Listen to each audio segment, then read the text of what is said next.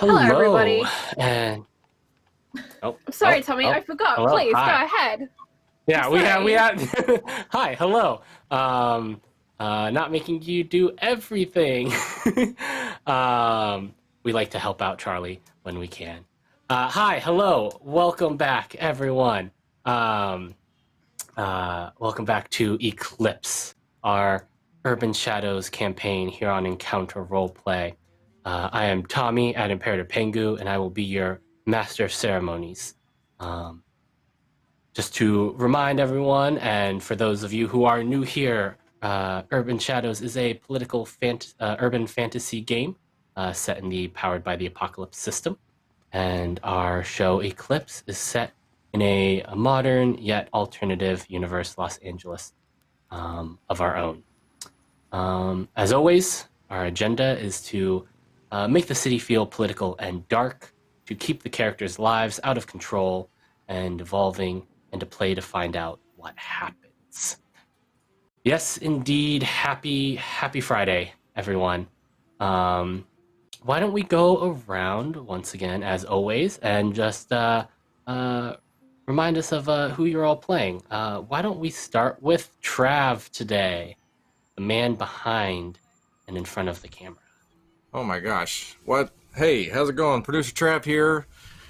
I'm playing J. Francis Rebane, who's been a film director since the late 70s, responsible, of course, for the My Teacher is an Alien adaptation and the famous comic book flop, Too Much Coffee Man. And he's currently directing a movie called Eyes of the Fire by reclusive writer E. Strebeck. It's like Treasure of the Sierra Madre in hell, except we learn the truth about what really happens to us after we die. So it's heady stuff. You know, it's a psychological thriller, but it's also a nonstop thrill ride that'll take you thrill deep in danger. And I'm very excited to be here. Let's rock. Speaking of someone who wants to throw themselves deep into danger, Charlie. Someone deep in danger because she cannot find her mute button because she was busy checking YouTube comments. One thing I forgot to mention to you, Tommy, actually, is we are now doing Comment of the Week. In addition to Clip of the Week, there's Comment of the Week. So if you're watching on YouTube, leave us a comment. Preferably not that Charlie is hopeless on a Friday. Preferably something nice. But you know, you gotta speak your truth. This is the internet. I am Charlie, aka Encounter Roleplay. I am playing Cassie Adele, who is a hunter in all kinds of trouble, staring at questionable images of Too Much Coffee Man. I am not enough Coffee Charlie, and I think that's my intro for today. And Lydia? Oh, hi. I am happy to be back this week. I missed everyone last week and the week before. Anyways, I'm Lydia. I'm going to play Juniper Perry, your favorite Uber driver, also now dabbling in Uber Eats. So if you need some food or a ride, you just let me know.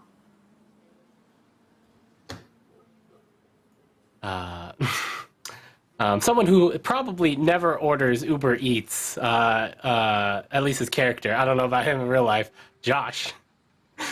I have never cooked, not once. Everything is delivered. It's the best. Life is so convenient. Life is made more convenient by many other conglomerates out there, including Eden Corps, headed by the local philanthropist, all-round good guy, charitable individual, Auden Thornhart, which is the character I will be playing tonight. I've even got my kimono ready. It's going to be a super chill evening, so welcome along for the ride. And remember, there's always a place for you at Eden Corps. Yeah. Yep, yeah, always great with the sales pitch there. Although I don't think our next player's character has been buying into that pitch very much lately. Ray. Hey, I'm Ray. I'm with a brick. I play Ida June, who is an oracle and doesn't know what the fuck is going on. She does, but also really doesn't. She's very suspicious of a lot of people. She doesn't know what people's angles are, and she's having a hard time kind of figuring out interpersonal relationships with everyone, but she knows what's going on a larger scale, so maybe that'll be worth something. So we'll see. And finally, the man who dances to his own tune, Don. Hi, I'm Too Much Rum Don, and I'm playing Octo Man, actor, surfer. He's done a lot of things for money, and right now he is muscle for Auden Thornhart and Ida June as they go to chat with some werewolves in a gym, which is just kind of how LA goes, I guess. I'm excited to be back. I love playing with everybody here, and Octo also has no idea what's going on, but he's very willing to help. It's almost like he doesn't have a choice. Okay, that's a little dark there at the end there. Let's see. But yes, as always, we would not be able to bring you this awesome show without the support of you, our viewers, as well as the support of our sponsors. And before we get into our sponsors this week, though, we want to remind everyone that EncounterCon is this week. Air horn sound. This weekend, tomorrow and Sunday. A lot closer than this upcoming week. We've got 6 games coming to you on stream over the weekend, full of awesome people. I'd specifically love to shout out our very own Dawn over here, who is running on Sunday to the Terror RPG show, which is the system we used for Seawall Orphanage. So if you loved Seawall, I definitely recommend tuning in for that. I'd also like to shout out our 4 p.m. stream tomorrow, which will be a very special charity stream for Thrive DC, a organization which works with the homeless population in the DC area. But yeah, definitely check out EncounterCon. Check out the Encounter Roleplay Discord. I know that there'll be community games going on off screen and all that. So jump in there, find out what's happening, find some people to play with, and just have fun this weekend. Let's see. There are 9 days left for the Mage Hand Press Dark Matter starter kit Kickstarter. They are currently over 700% funded, but there are still many awesome stretch goals to reach. So go and check that out, and check out the Conspiracy in the Stars VODs over on the Encounter Roleplay YouTube, so that you can get your first look at the starter. I keep wanting to say starter Kickstarter, starter kit.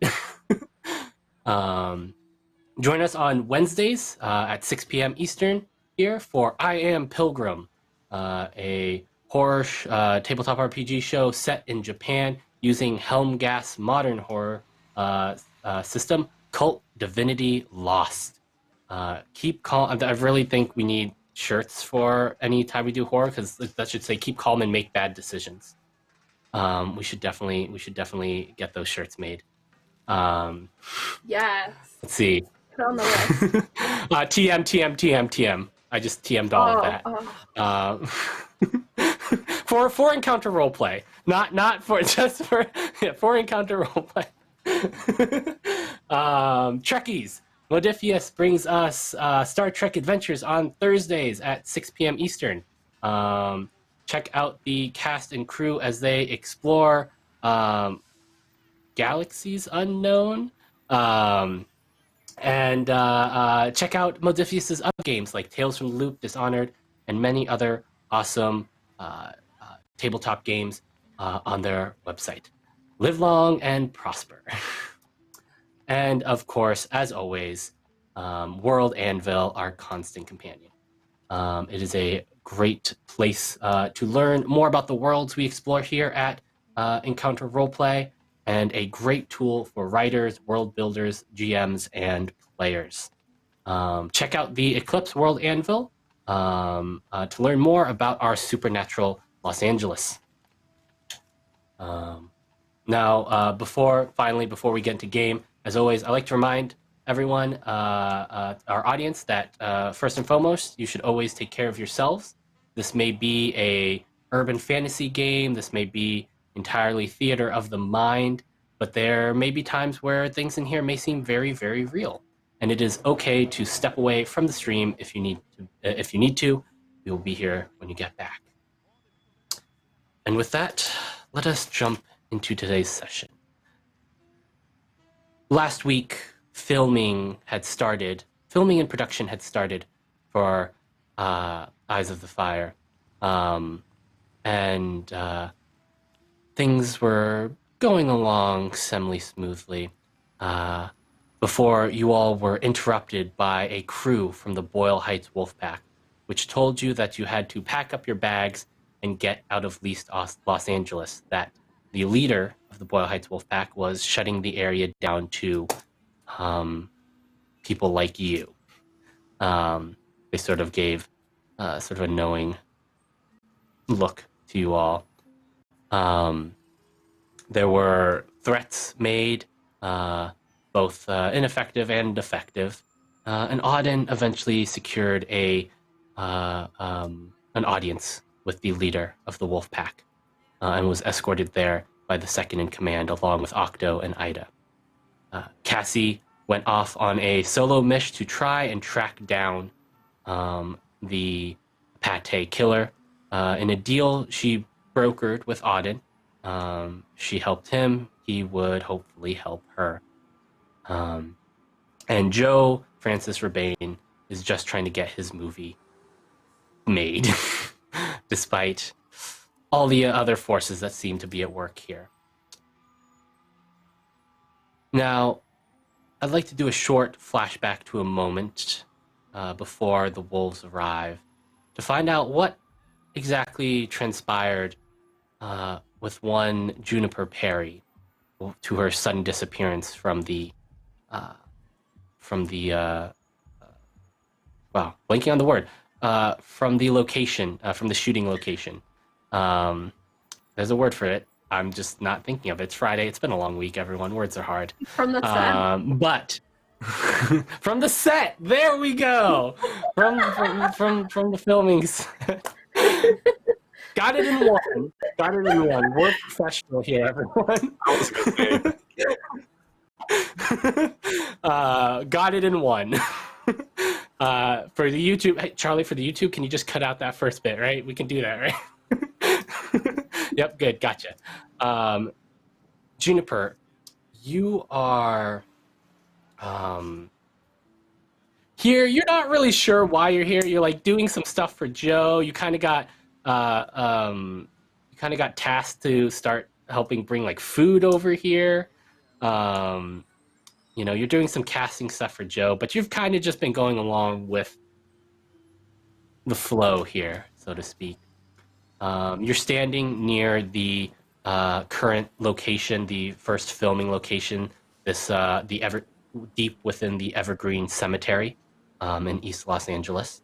There are these old 100-year-old gravestones that sort of are set up haphazardly around here, and in sort of the background, there's this large, tall gravestone statue depicting sort of an angel with one wing that's slightly broken at the end.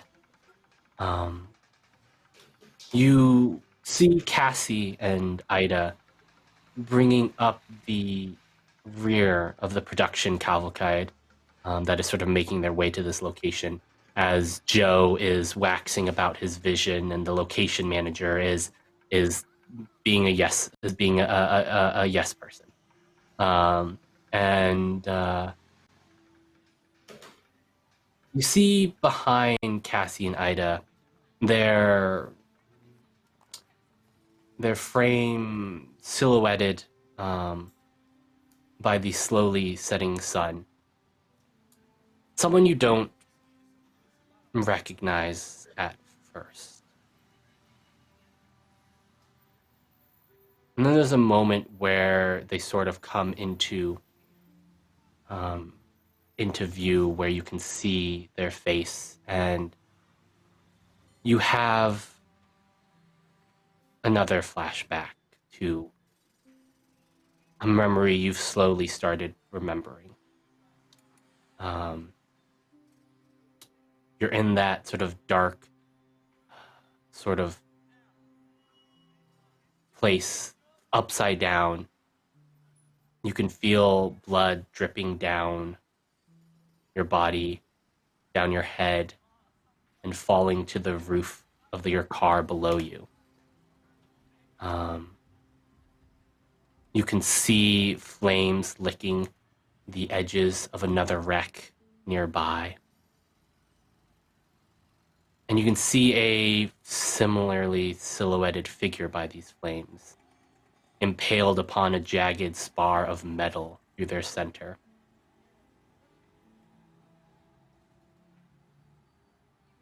You suddenly see the figure pulling themselves impossibly from their death state. And the figure staggers for a moment before straightening up and smoothing out their ruined suit. And there is a moment as they turn and the fire light sort of flashes across their face. And you realize that the person currently walking across the cemetery is the very same person that pulled themselves out of what should have been a wreck that killed them.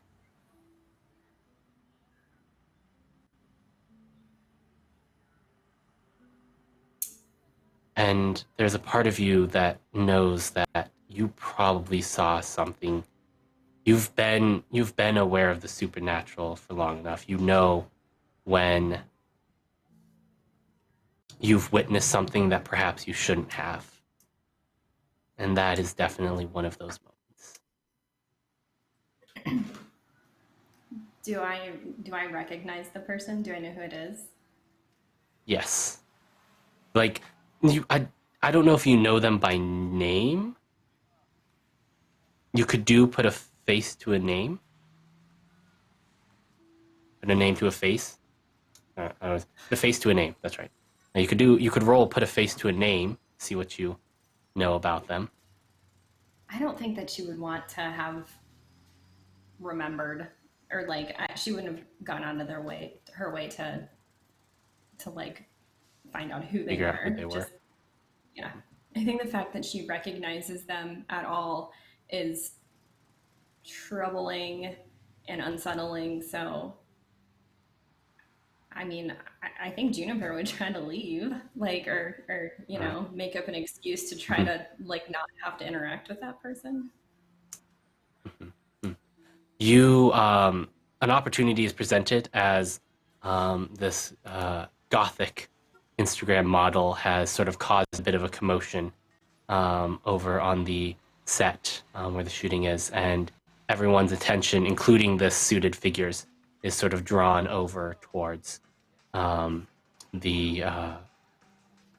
drawn over to the sort of new person on set. And before we go on, I'd like to shout thank you to Welcome Perception Studios and your Raiders.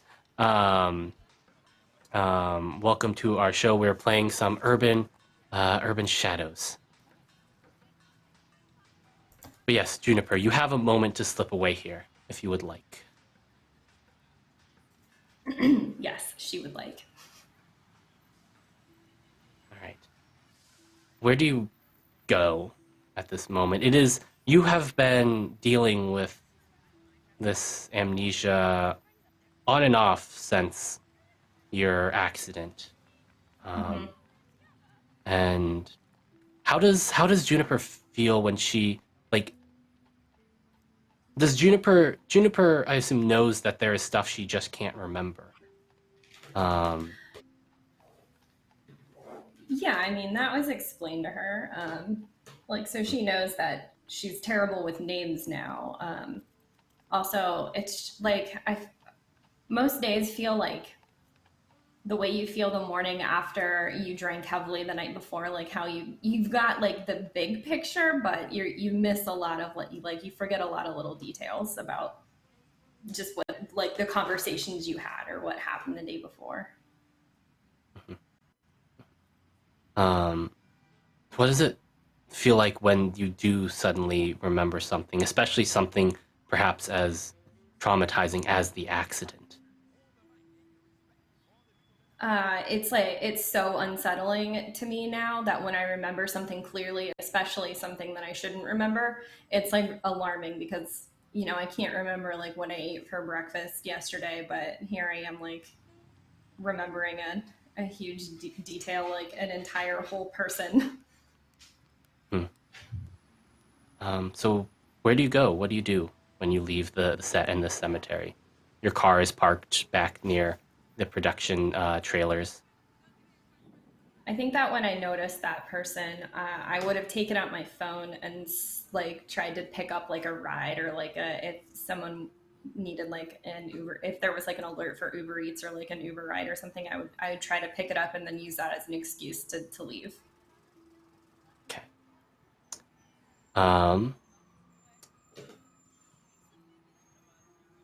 You do manage to find someone nearby who's looking for an Uber. Great. And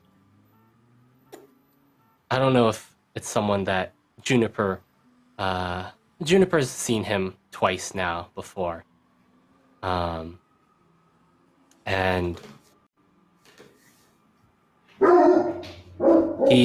but he immediately recognizes you. As I've always described him, he has a real Army Hammer look about him. Hair slicked back, button-up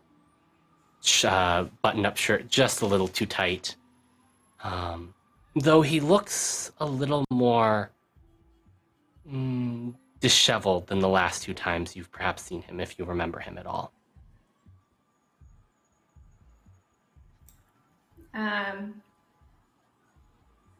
Is it the same? Is it the guy that I took his sister or whoever to the airport? Yeah. And then he also gave you his business card. Gave me his card, yeah. Sure. Yeah. Yeah, I think I would have remember him because I think Uber, the app would show me if it's like a repeat rider, if it's somebody that had reviewed me before. And then I would remember like, oh, that name like sounds familiar. He must have been in my car before. And then I think I would remember him being the guy that gave me that card.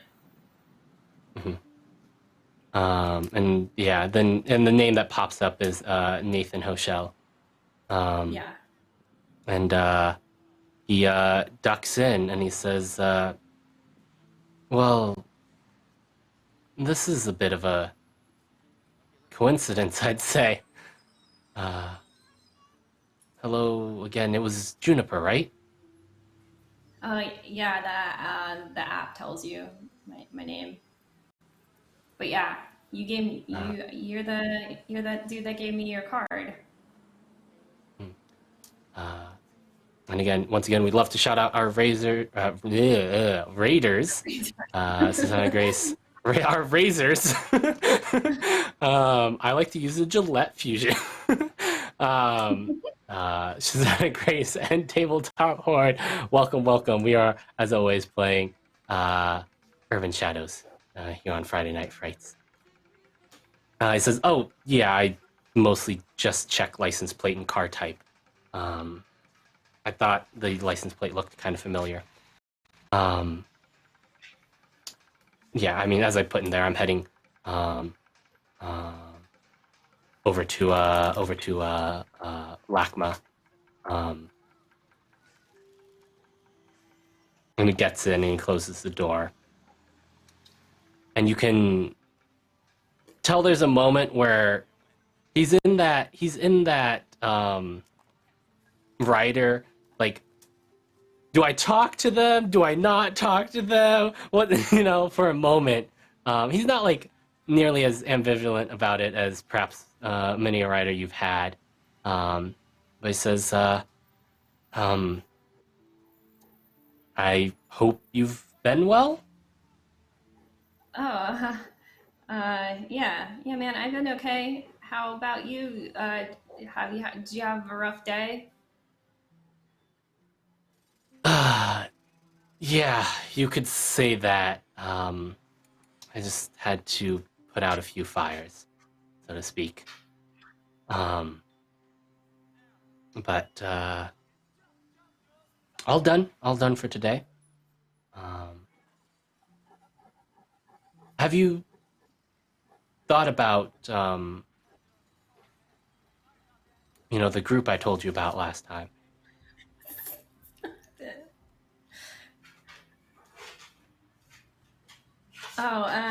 No, man, actually, I totally forgot about that. Oh, well, we are having one of our meetings tomorrow night if you wanted to come. I mean, it'd be, it's always nice to meet people like us. I think it's coming back to her now, like what he's talking about. Yeah.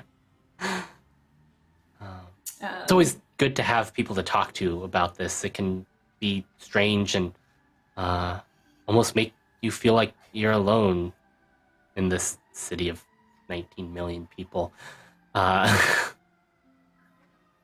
when you know what we do. I mean, it's not like a church or anything, right? Like, I don't want to. No church.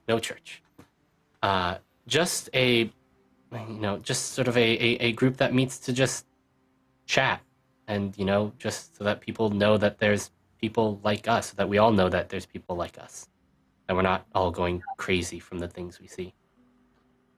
Okay, yeah, right on.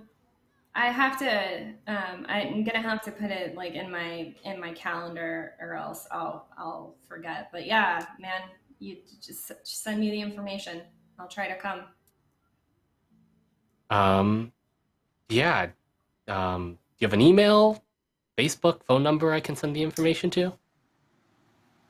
Oh, well, you know my name's Juniper, and you can like text me from the Uber app, right? It gives you my contact information.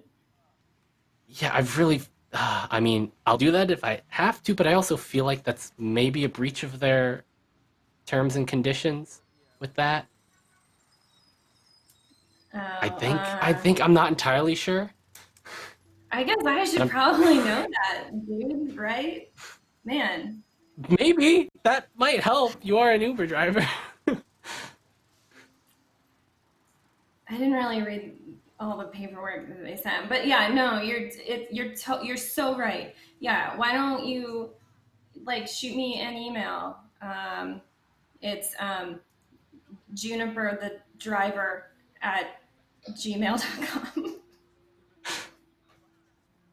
I'm gonna have to ask, is that your real email, or have you just thrown me off? Because if you're just throwing me off, that's fine. You can just tell me now. No, man, that's my business email. Okay, gotcha. Okay, just had to make sure. Like I didn't want to put you in a weird spot or anything. No. You know, this whole I thing put is you in a it's weird entirely if spot. you You want. knew my contract better than me, so.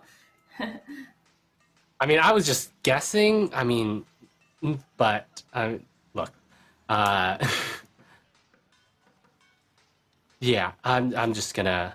I'll text you. I'll shoot you the information now on this drive. Okay. Don't worry Yeah, about it. you'll know it's legit because, like, you're gonna hear my phone like ding from it. You know. Mm. Yeah. Um, I have my business email sent to alert me. You know, because they're the most important. gotcha. All right then. I'll do that then. And about 2 or 3 minutes later, there is a ding on your phone. If that is indeed your actual email.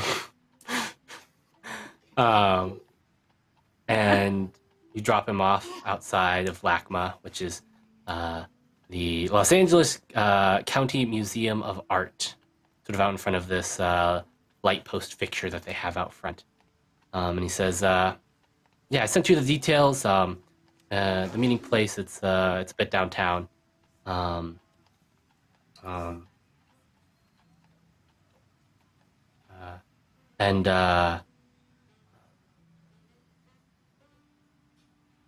it's at 8 p.m. tomorrow. I'll just say that outright, just in case. But the rest of the details are in your phone." Oh. All right. Yeah. Cool. Thanks, man. I hope you really dig the museum. I heard it. I've been there. It's really cool. Oh, I'm not really here to check it out. I come here most days to come talk with my sister. She's actually one of the curators here. Right on.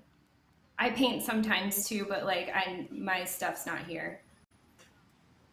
Oh, well. You should meet my sister sometime if you both like, if you like art. Yeah. You'll meet Yeah, her. for You'll see sure. her sometimes at that meeting. Oh, right on. I can't wait to meet her and talk about like, art, paint brushes. Mm. I buy mine at Michael's, sometimes just on Amazon. I'm going to nod my head and agree. Art's not really my thing. You have a good rest of your day, Juniper, and drive safely. There's a lot of crazies out there. Yeah. Right on. Don't forget to leave a 5-star review if you enjoyed your ride. Have a great day.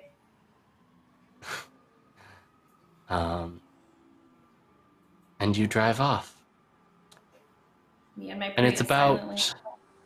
And you Prius silently. There's no roar of the engine, just a... as you drive away. Not too long afterwards, we jump all the way across town, sort of on the other side, in East Los Angeles. As Ida and Auden have just had a bit of a tense conversation in Auden's town car, his tinted town car. Octo, you are standing with Luis sort of outside of the Wolfpack boxing ring, waiting for the other two to get out.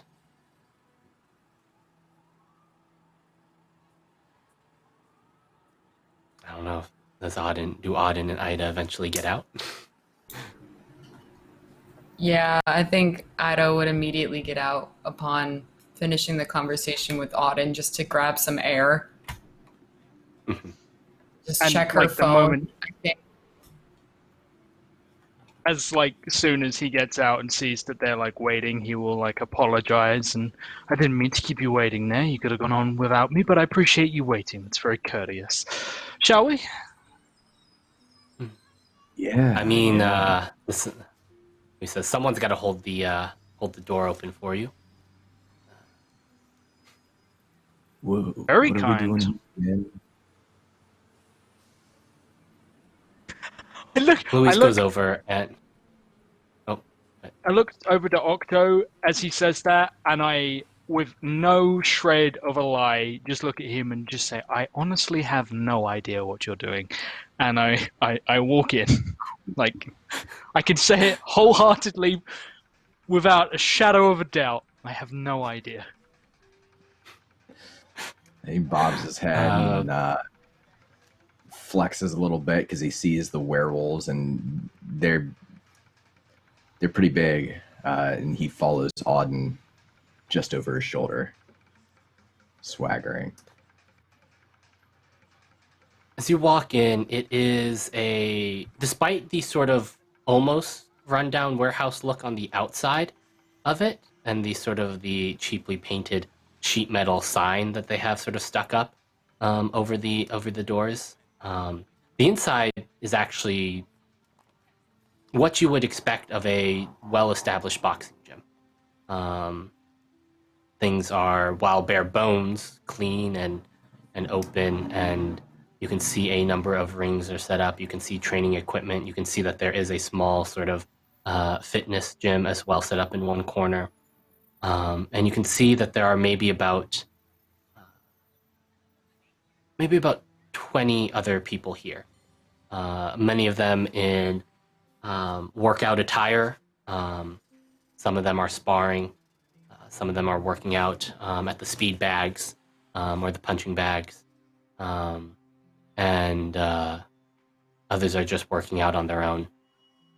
There is sort of a informal desk sort of set up. It's more of a just kind of a table that's been turned into a desk. And Louis sort of nods to the guy sitting behind in this shirt that says it's one of those tees you can get from Muscle Beach, one of the tourist muscle tees from Muscle Beach over on Venice Beach. Octo, you're very familiar with these shirts. And Luis sort of nods at him and sort of waves you all through, and starts approaching one of the rings sort of in the back. And as you're approaching, the sounds of loud sort of smacks fill the air. And you see two people up in the ring. One, this sort of big, this like tall woman with sort of two braids, just muscles on muscles everywhere. And she's got the hitting pads on her hands. And there is maybe a 5'5" woman who is dressed in athletic attire as well, just a single braid of dark brown hair. And she is doing pad work with this person, though the sounds of her hitting the pads are almost like gunshots. And you can see that this large woman is being pushed back every time that the boxer hits the pads. And Luis sort of looks over to you all. We should probably let them finish. We don't really want to interrupt her while she's doing her thing. And it goes on for maybe another minute before the final sort of blow actually pushes sort of the partner into the ropes, and she sort of throws up her hands and yells for a stop.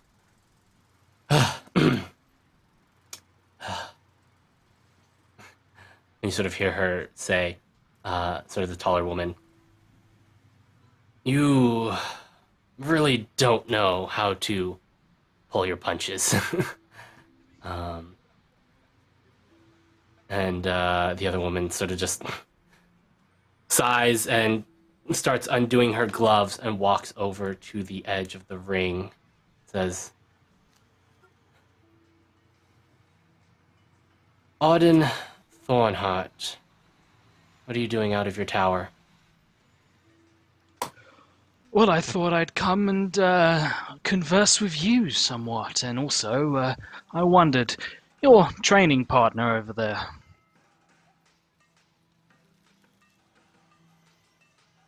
They any good? She sort of looks up. She sort of looks over at the woman who's taking off of the pads, the taller woman, and she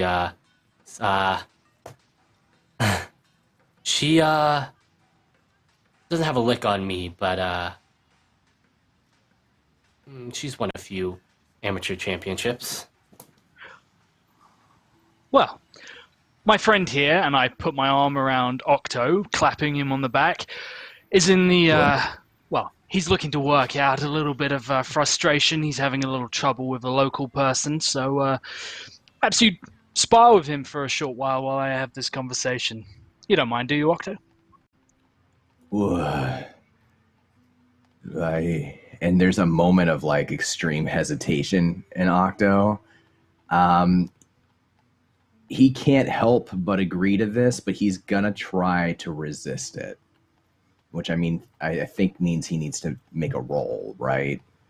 He needs to make a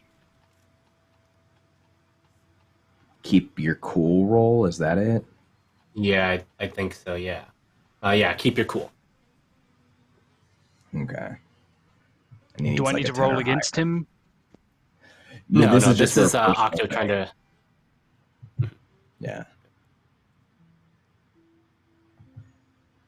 Ooh. But yeah, roll. Keep your cool. 13. All right, that is a 13. That is a very much successful. So you are able to sort of resist your instincts.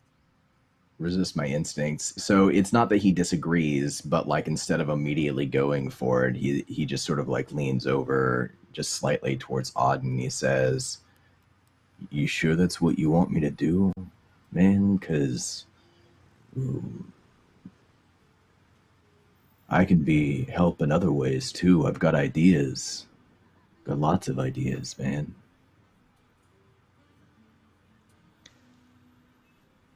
Then perhaps you can sit in on this. Very well. Is there somewhere we can have a quiet conversation? And he kind of turns his attention back to... oh crap, I lost... Kendra. She looks at you.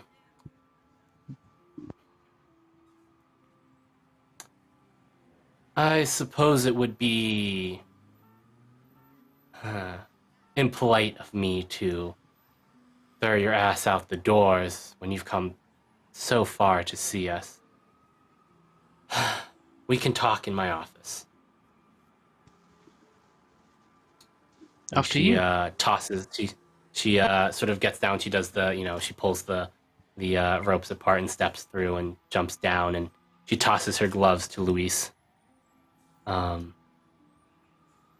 And she walks over, she grabs a towel and, mops up the sweat. And she walks to a corner of the warehouse where sort of one of those warehouse-style offices have been set up. Sort of like there's like just sort of like a sheet metal shack that's sort of been set up in one corner. And she opens the door and nods for you all to enter. I walk straight in. It's a pretty simple office. There's a desk. There's a bookcase for keeping records and all that. Sort of tosses her towel to one side as she sits down. There are 2 chairs on the other side of the desk, and you can see that there are a number of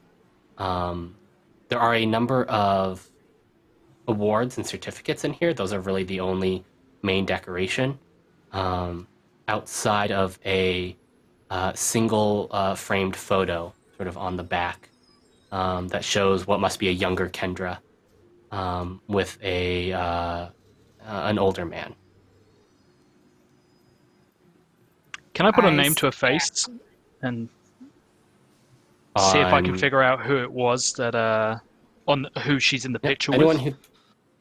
anyone who thinks they would like to do that can do so. Okay. Yeah, I'm gonna do that I'll give too. Auden a +1 in this case because of his situation, his whole situation. What are we rolling with? Is this wild? This is with Knight. Sorry, I forgot to say this is with Knight. Starting off with a miss, but I have some rerolls, and I have been. You have I need to get rid of some rerolls, so I'm gonna spend a reroll for a 12. Nice. I got an 8. 8. Okay. I'm Got a rolling with 6. six. I'm sorry. Yeah, 6. Octo, no idea. So you can all mark Knight if you haven't done so yet. So Ida and Auden, you both know who this is. Although Auden, you have had more personal dealings with him before. Ida, you've probably heard about him from Ursula. This is Ivan Pignon. He was the former leader of the Boyle Heights wolf pack. And Auden, the name sort of rings a bell for something you maybe had glanced at, you had sort of heard in passing. But you know that Ivan Pignon died recently. In fact, in the last 3 or 4 weeks.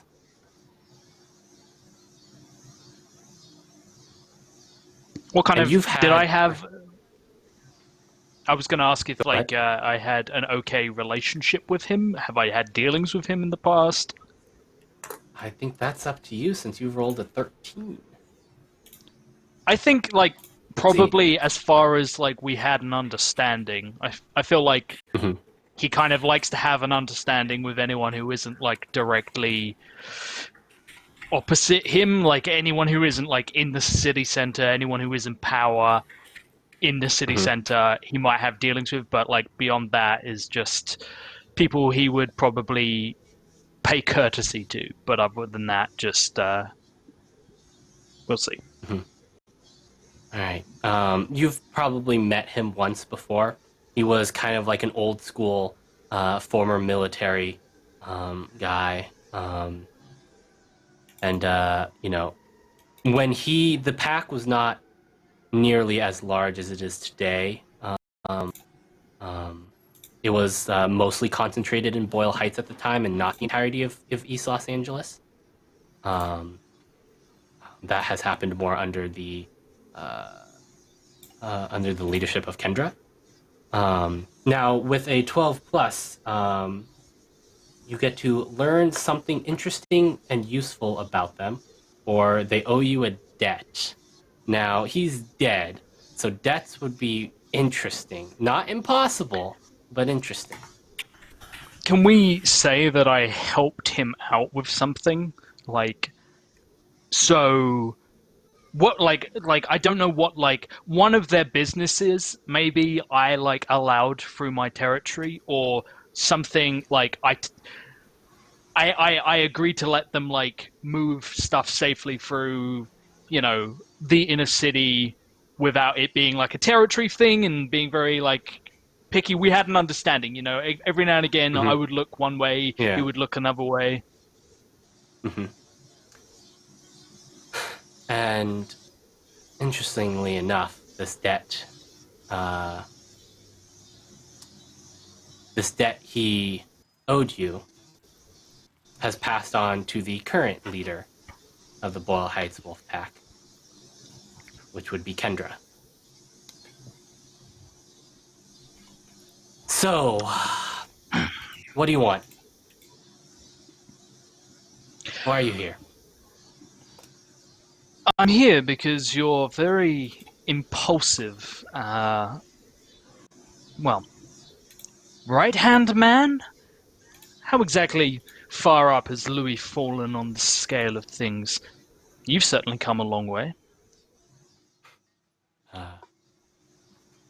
Louis been second in command since the days of the old pack leader. So he's still there. But you're not. Nope. I am the leader of this very strange and large family. It's quite the family you've got.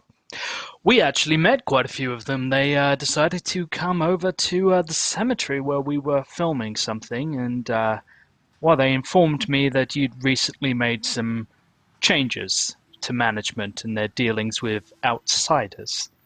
So I thought I'd come down here, talk to you about it. Yeah, that was me. And seeing as you're still here, I'm going to guess you have a problem with that.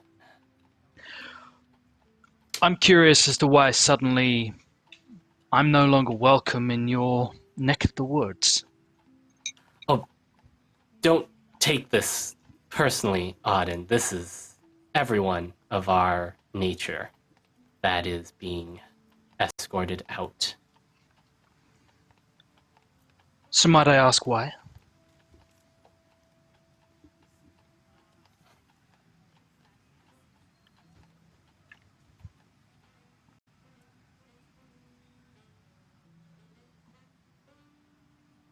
I'm going to be level with you here, Auden.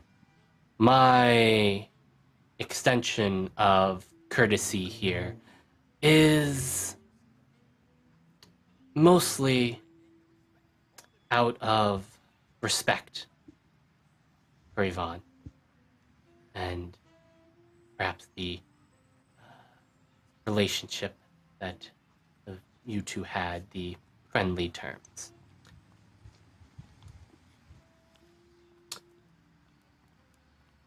But I don't believe I have to report to you what my reasons are to do in my territory. No, you don't. No, absolutely. I mean, I would hardly expect you to come into Eden Tower and dictate to me how I run my business, but one is curious. You see, you hear all sorts of things, and I've noticed that in recent times, well, your spot on a map has become less of a spot, more of a large blotch, which is quite impressive, to be honest. I'm all for expansion, after all. It's, it's a cruel world out there, but anyone who can hold their own, I admire. And you're right, me and your predecessor had a certain agreement, and I'm sensing that you don't, feel an overwhelming sense of warmth towards me, and that's understandable. We're from different sides of the track, but that doesn't mean that, we can't come to an understanding. So, I'm sure you are aware that in the past I have done certain, let's call them, shown a little kindness to your predecessor, and in exchange was afforded certain privileges. But he and you are two different individuals. So, I find myself in rather a magnanimous state today where I've decided that I'm going to let the debt entirely vanish and fade into obscurity. You are entirely free of me, if you want to be. But in these trying times, I do happen to notice that quite a few people seem to be mistrustful. Not a lot of allies to go around. And I can make for quite a nice ally. So why don't you and I figure out what our future relationship is going to be?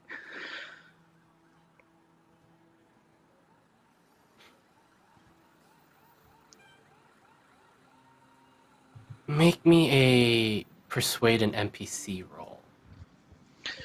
Absolutely. If you are using your debt if you are essentially clearing your debt to make this better, you do get a +3 on this roll if you would like to use your debt in that way. I will do it to make, I will make myself seem magnanimous, and I will let this debt entirely vanish. Persuade an NPC. This is, there we go. +3 is a 12. All right. Hit the Do what you ask. Okay. So, this isn't exactly you asking something specifically of them, but basically getting them to be more receptive, is essentially. Tommy, I'm going to interrupt really quickly. I'm so sorry, but we just had an amazing donation from Tabletop Horde, which is going to give us all big crits, so we get to add them. But, Virginia, are they the good kind of crit or the bad kind of crit? Let me know in chat, because you could give us the bad kind. We've not had to roll one of those yet, but it could happen. So let me know in chat. Thank you so much. Nice.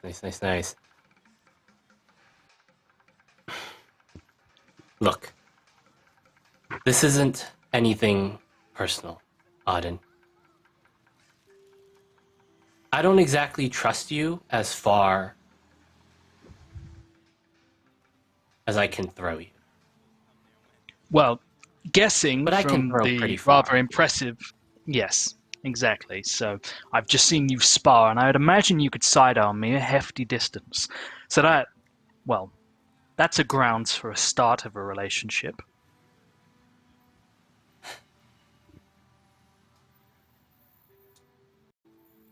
You knew Yvonne. I'm sure you've heard that he passed away recently. It might have come up in certain circles.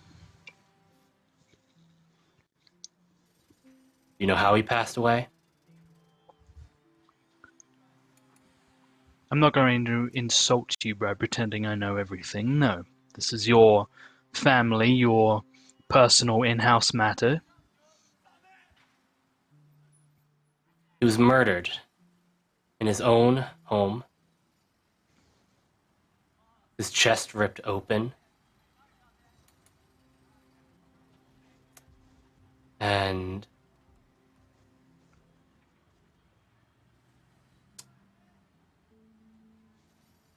we still don't know who did it. And I was going to put out the whole pack, out for blood, find it. But that little mayor they've got downtown, oh, he stepped in. He said, let me handle this. I'll take care of this. Let's not turn this into more bloodshed. And he and my former leader, they had a friendship a bit closer than yours. So I gave him the benefit of the doubt. I called the wolves to heel for the time being. And yet weeks have passed, and not a single damn thing has been done. And I've seen that there are other murders out there. I've heard tale, the other ones that happened. So we're going to take care of our own here. And that means everyone else out.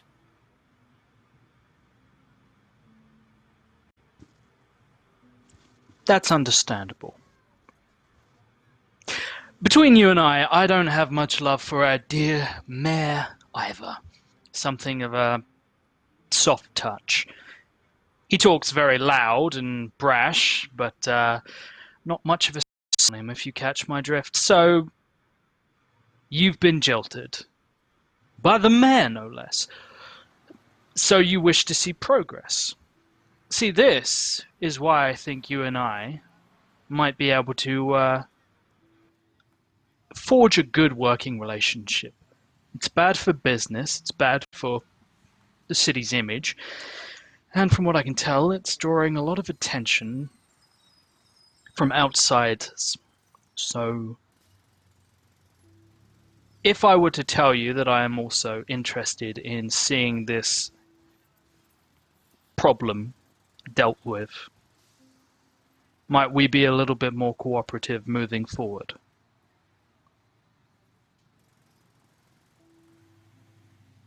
Make me a persuade an NPC roll. And I'll give you +1 for the really good roll earlier. I have a question real quick before I do, Tommy. I have a thing that I can do, and I haven't had a chance to use it, but I don't know if it applies here. Essentially, it's my chameleon ability. Uh-huh. I can read it out to you if you want, or Gotta, yeah. When yeah, if you can read it out. When you perform an important ritual of another faction in their presence, roll with heart on a hit. All members of that faction must treat you as if you were one of their own for the rest of the scene. I wasn't sure like how to work that in, so it's kind of like was kind of the idea of putting Octo in the ring, but also I figured if I met with her on equal terms, dropped debts, and spoke to her eye to eye.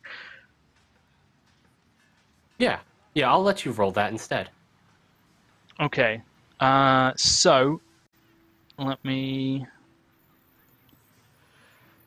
That's a 7 to 9, so I'll take that. That's I hold 2, and I spend that hold 1 for 1 to roll with heart instead of their faction to drop a name, do anything like that, and help in situations of negotiation. All right, and I'm gonna sort of merge this with kind of a persuasion roll. Essentially, I'm gonna let this act as that's the all good. persuasion roll. So on a 9, that is a mixed success for a normal persuasion roll. And she's going to modify the terms a little bit here.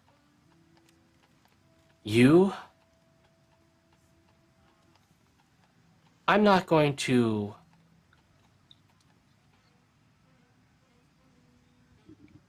call back my orders of keeping people out, but certain allowances can be made for friends of the family.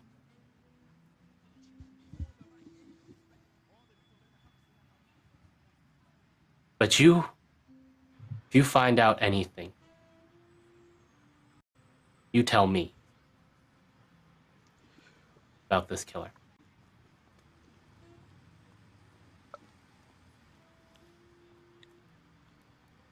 Counteroffer.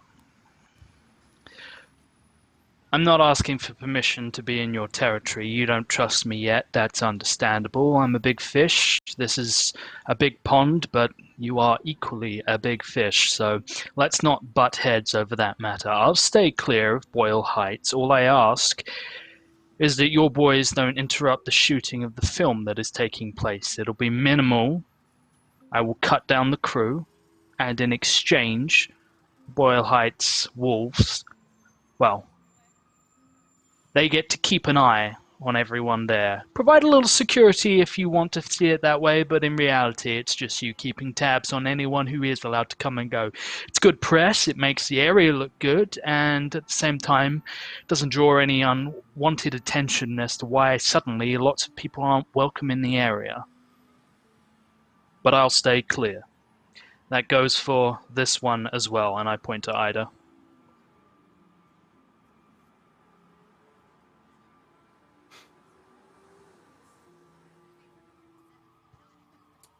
I don't know if Octo sat in keep- the other chair, but I've been standing. So have I. And I just want to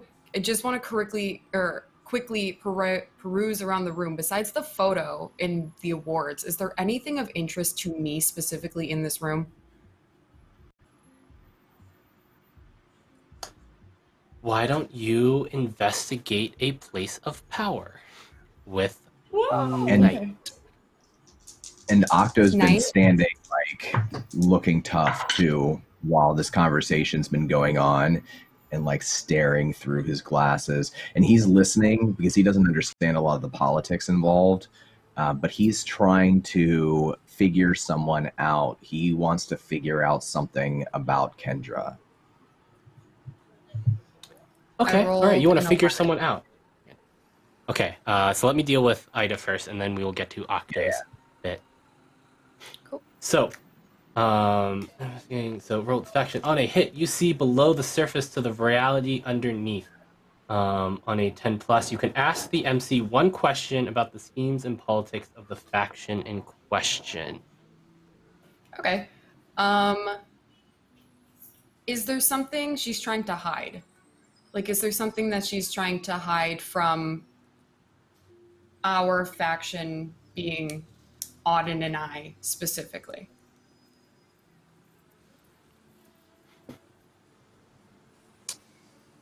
You've talked with Cassie. You know the medical wow,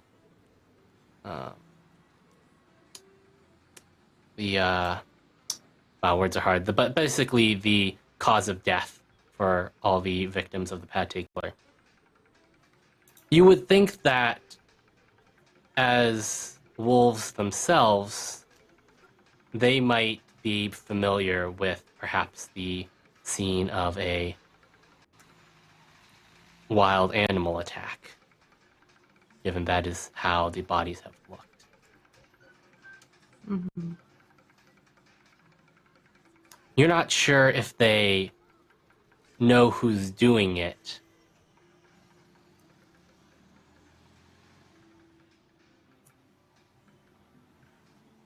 And Okay. how do I want to put this? How do They're not sure who's you think that doing it, but they know how. they Is that know kind of what they I'm- know yeah, it seems like they have a good idea of how, and they would perhaps be the most similar if it is some sort of like shape-shifting supernatural being that turns into an animal. They would perhaps be the most familiar with that.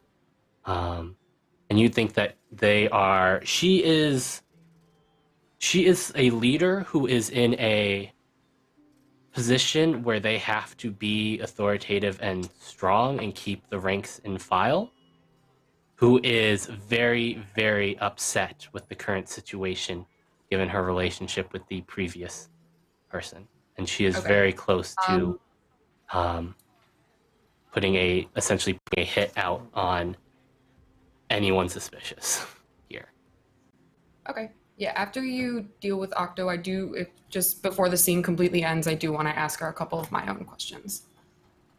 All right. Octo, please roll me figure someone out.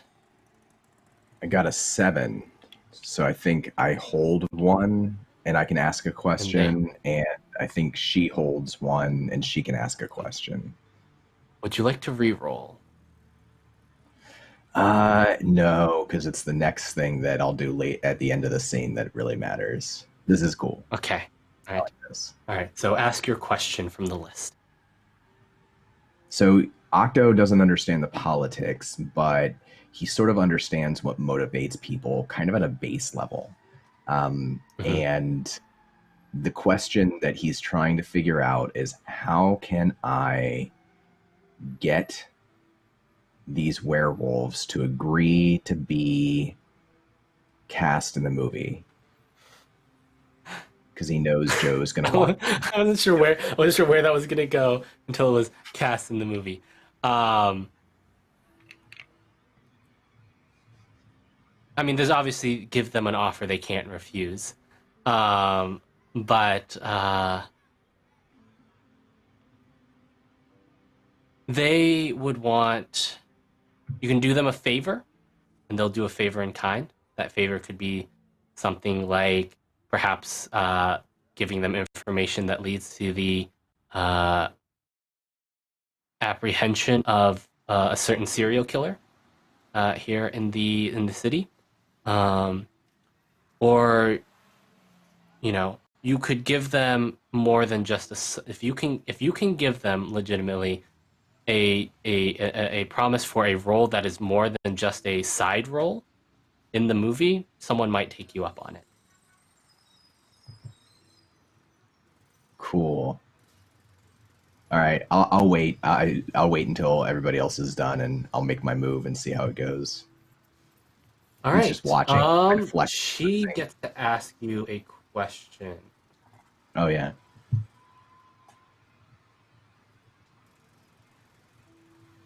Although it's more me asking. See, this is the problem. It's like I know the answer to some of these. How could she put you in her debt?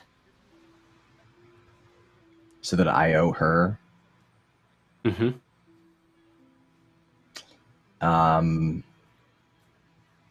She could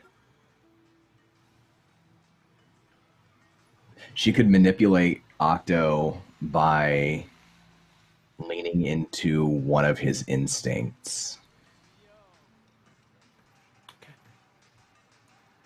All right.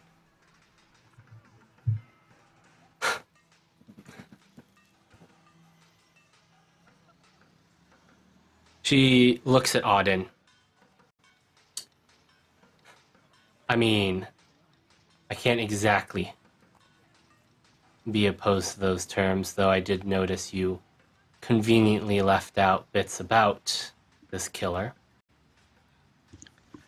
And what exactly do you think I'm leaving out? Any sort of promise of information or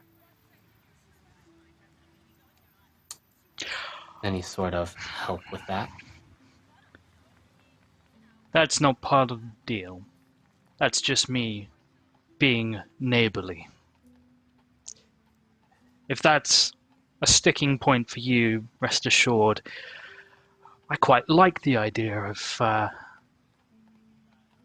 this individual finding out just what it feels like to have their own ribs broken open and their liver consumed.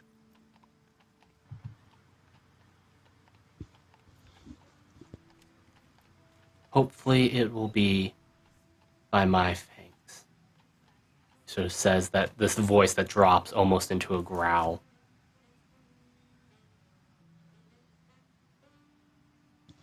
Fine.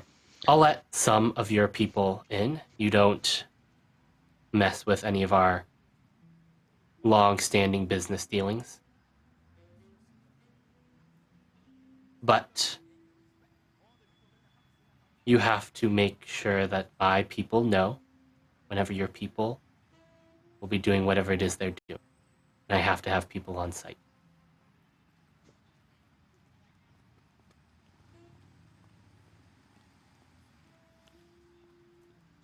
Do we have a deal, Auden? We have a deal. It's a pleasure to finally get to sit down and have this conversation. Shake on it? She holds out a slightly sweaty hand and grips your hand with a very strong grip. Not quite to the point of trying to break bones, but He's welcome to work out a little frustration. It's fine. And I say, well, this was enlightening. Unless sort of like glance to the other two, and unless we have any other business to take care of.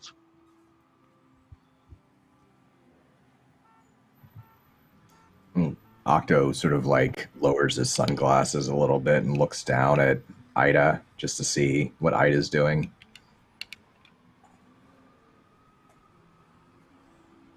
Ida had a very intent, sort of like thought processing look on her face. Like she's keeping tabs on the conversation and like making sure Auden's okay, making sure you're fine, like keeping a perimeter on the room, looking at the door. She's doing all that, but like if you're really paying attention to her, behind that you see that she's very much in deep contemplation of just about everything she's seeing and hearing at this moment, and just like the own thoughts she has going on in her head. So she's like, she's there but not there. She's physically there but mentally she's elsewhere. Okay, and I think Octo knows, like he's recognized that this is something that happens with Ida. He's seen it at least once in the time that they've gotten to know each other, something similar. And so rather than allow all of the attention to pass on to Ida in this moment, he'll just sort of like stride forward and slam his hand down on the desk. He'll say, "Thank you for having us. I really appreciate it. You know, what you said about family really got me thinking. Now I started to think about my family. I can't even remember them, really. So I've had to sort of make my own family. When I think about this movie we're making, it's like my baby.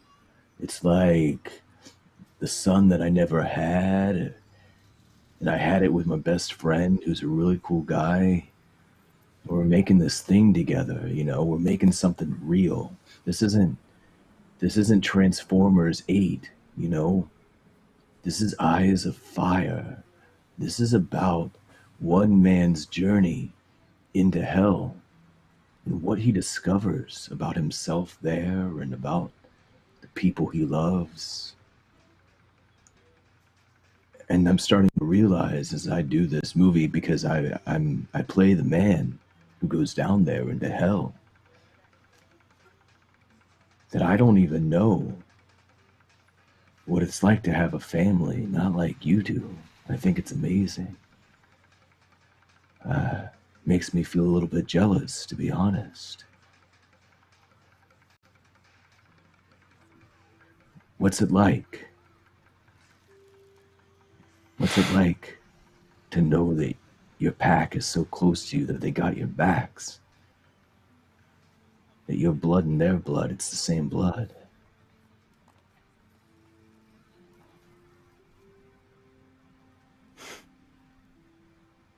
Kendra doesn't flinch when you sort of slam down on her desk randomly. Like, she's just sort of there, just dead face. And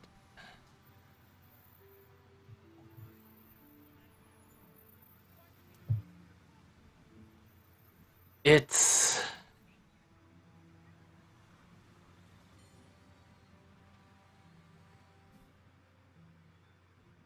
a lot of work having family. But the type of work that you always like having done at the end of the day.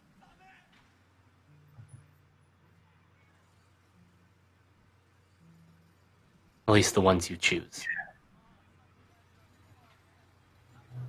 I think I'm starting to get it. I do. This moment is him using Heartfelt, his redemption move. Okay. And what does that do exactly again? When you share a moment of intimacy, physical or emotional, with another person, share one of your human experiences as you understand it. And if they reciprocate, I can mark redemption. If they don't, I can mark it. They give me a debt. Okay. She was honest and Okay. sort of like she was honest in her reply. Okay. So, all right. So he sort of nods his head and says, listen, I think that there's something special about you and your family. You got a story to tell. You got passion. You got love. You made something of yourself in this city. Not many people can say that, you know. I've been trying for a long time and I ain't made nothing. But this movie, Eyes of Fire, by E. Strebeck, it's once in a lifetime, you know? And I think you should be a part of it. I think you and your family should be in the movie. Bring your passion and your perspective and to make it immortal. Make it last forever. You know? Alright, roll me persuade an NPC. Okay. This is not my best.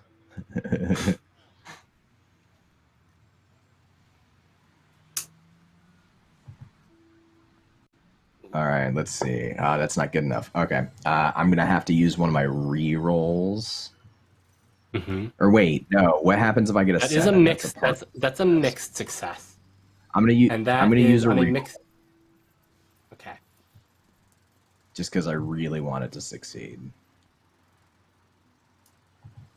Oh no! You do have one more reroll. Yep. I'm going to use it.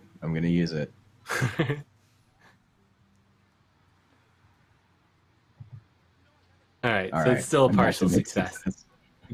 Tommy, She sort of snorts. Oh, yeah, go ahead, Auden. we haven't done this yet, but there is actually a role for lend a hand that I can make. Can I try and help him? At this moment, you wouldn't be, because lend a hand at most gives you a +1. So, I mean, you could, but it wouldn't make a difference to the end result. That's what I'm saying here. Okay. All right. Yep. But you totally could if you wanted to. She sort of snorts. I'm gonna be honest. I did not actually know where you were going with that. Me neither. I never do, but I always get there.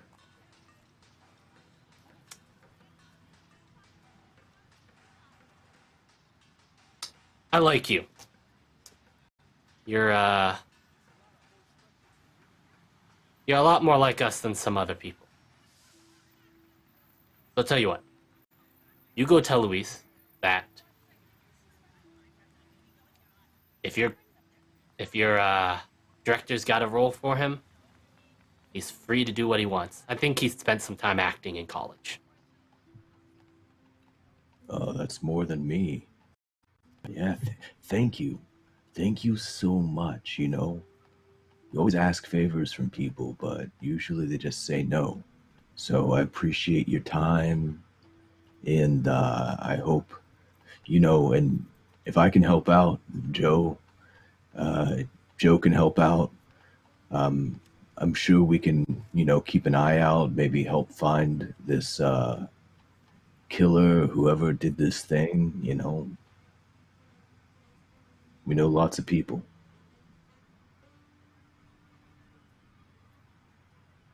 You let me know how I can be the one to sink my fangs into the killer and slowly rip out their ribs one by one, then their organs. Yeah. And you'll have a friend in the wolves. That's really specific, but yeah, sure, of course. Anything I can do. He sort of looks over his shoulder. I think he's positioned himself so that he's standing in front, in between this person and Ida, and he just kind of glances for a moment back to Ida to see if Ida's like checked back in.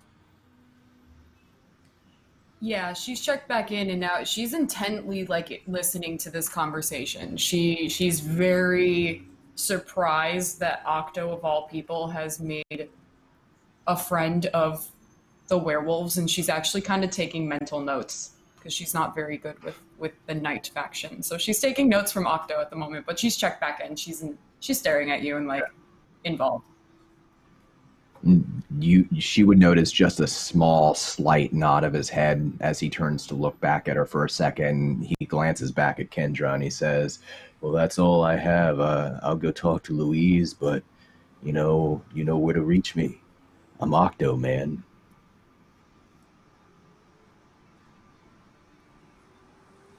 She's about to say she doesn't know how to reach you because you have given her no way to reach you, but then she just doesn't care at that point. Yeah. He walks back. Says,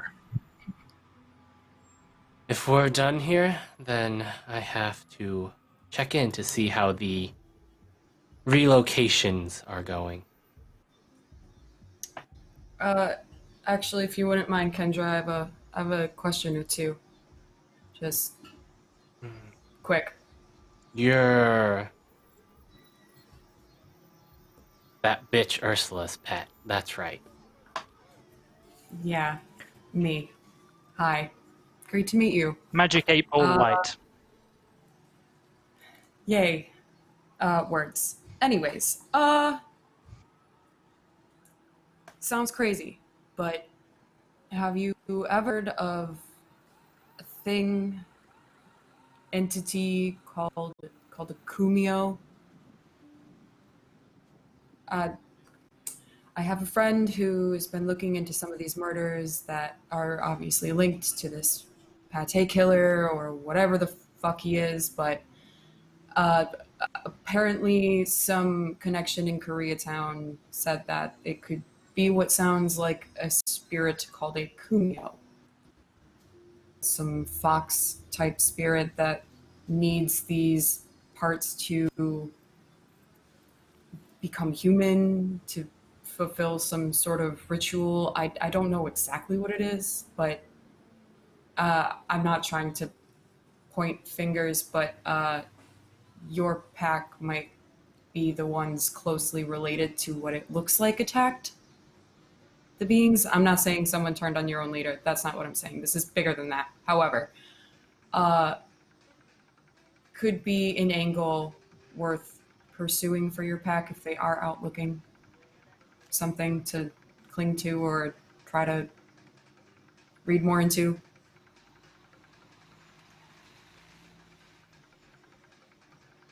Can't say I'm familiar with that, but there are shape changers from all around the world. It's a pretty common thing, actually, among supernatural things. But thanks for the information. Here we were looking for something more like a coyote. It's what we thought at first too, but this is too calculated and precise and quiet and clean, but not clean. So I don't know the angle, but that was information given to me. So if it helps you put a name to something that killed your leader, by all means, do with it what you will. Thanks. You might not be as bad as your boss. Some people even prefer We'll her. see. Mm, Probably not most many, people. but Sort of hear her mutter under her breath. and she at that she kind of just like tips her hat. She nods a little bit, and I'm gonna go stand outside of the door and wait for everybody else to come out. Well, Luis that's all is- I oh, have go for ahead. you. No, that's all I have Yeah. for you, unless it's a small matter of casting calls. It's not my neck of the woods, so I won't interfere in that. Maybe there's a part for you, though. Octo would be the one to talk to about that. I'll pass. If you change your mind on sharing some information, you know where to call me. As I said to him, if I get the chance, whatever you tell me gives me the chance to take down this killer, you'll have a friend in the wolves. Kendra, the first whisper I hear will be straight in your ear, I assure you. You can trust me.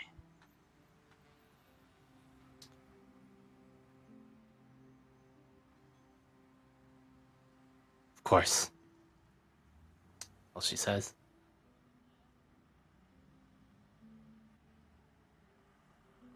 Well, I've got work Fine. to do. So. Yeah. I head out. Luis is Make my way standing. out. Yeah, Luis is standing nearby outside, and he comes over and throws an arm around Octo. So, I hear we're going to be working together a bit. Yeah, man, I'd really like that if we could work together. You know, I'm sure, we'd be able to get you a good role, something with a lot of meat to it, something we really like show your teeth, you know? And, it's going to pay, something. I'm not really sure about the money part. I think, probably somebody else deals with that.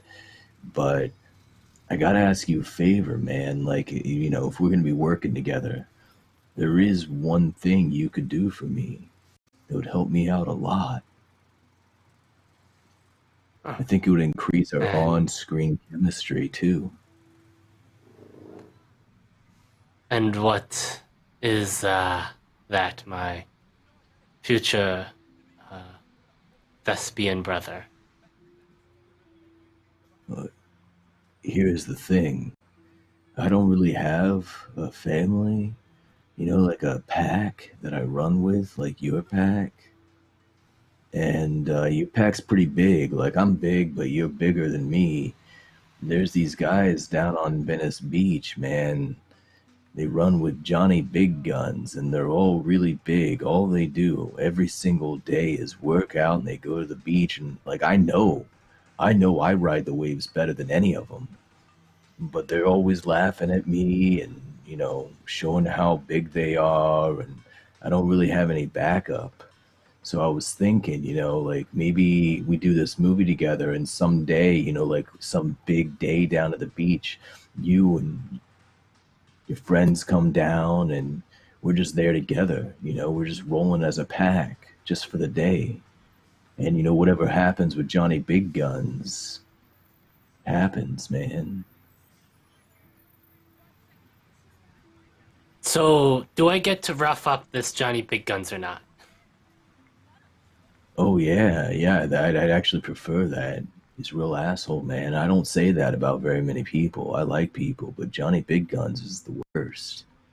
It's like Johnny Big Guns, the word, like number 2, Nicolas Cage is probably the number 2 worst person I've ever met. But he's number 1, man. Johnny Big Guns is number 1 in being an asshole. You, tell me a date and time. I'll be there with a couple of, pack here. I got your back. Thank you so Brother. much. You can see, like, there's a tear, just a single tear that streams down from his sunglasses when he calls him brother, and he gives him a big, big hug. And Octo, even though he's not as muscular as the werewolves, he's very strong. He gives you a big, very strong hug back.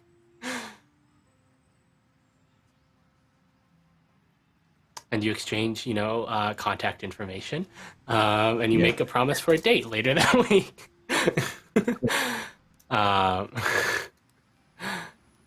And unless there's anything else anyone else would like to do at this current location, I think that is where that scene ends. Joe, you're in your trailer, and you've been sort of, I think you've been pacing back and forth trying to figure out a way you can work with the wolves, get them to do more stuff for you. And you've just had a thought. You know what they want. They want, more of a voice, sort of, in the city and sort of the power structures that be here. Your acquaintances with an up-and-coming mayoral candidate you've done some work for.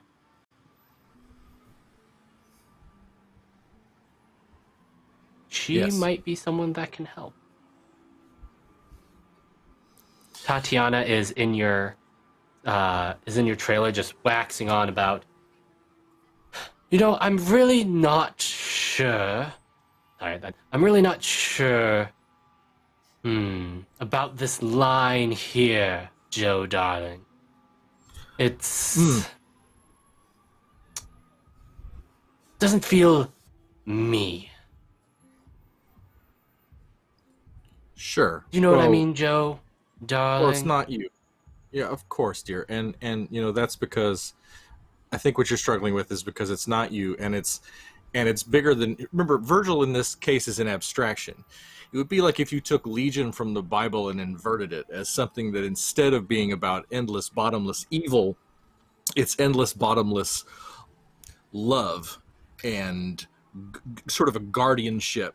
And she is more of a thought than an actual flesh and blood person. But he doesn't know that. He thinks it's this great and marvelous muse that this person who is incredible in his life, but she's actually much more than that.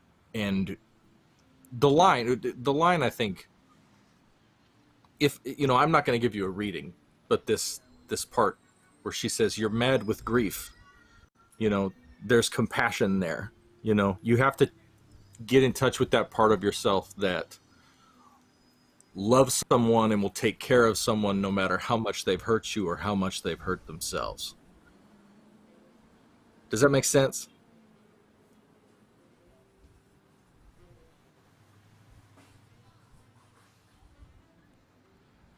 Joe, I am the epitome of boundless, endless good. You don't have to worry about that.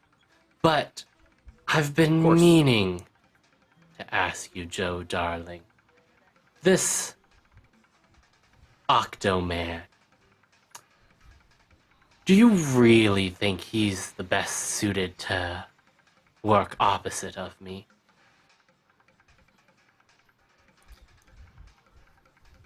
Is this just you and I talking right now? He like kind of spins on his heel and puts his elbow up against the kitchenette in the trailer and like pulls a joint out from behind his ear and kind of lights it sideways. I wasn't sure at first. I've known this guy a long time. It's a big role. You have to play someone who starts broken and then goes completely through it. And I gotta say, just a second ago out there in the cemetery, when he fell on that grave site and he really took direction and he really got in touch with, you know, his core emotions and his primal awareness of what it means to be so furious with yourself and your choices that it can kill you. You know, it can destroy these thoughts. And your character has transcended that.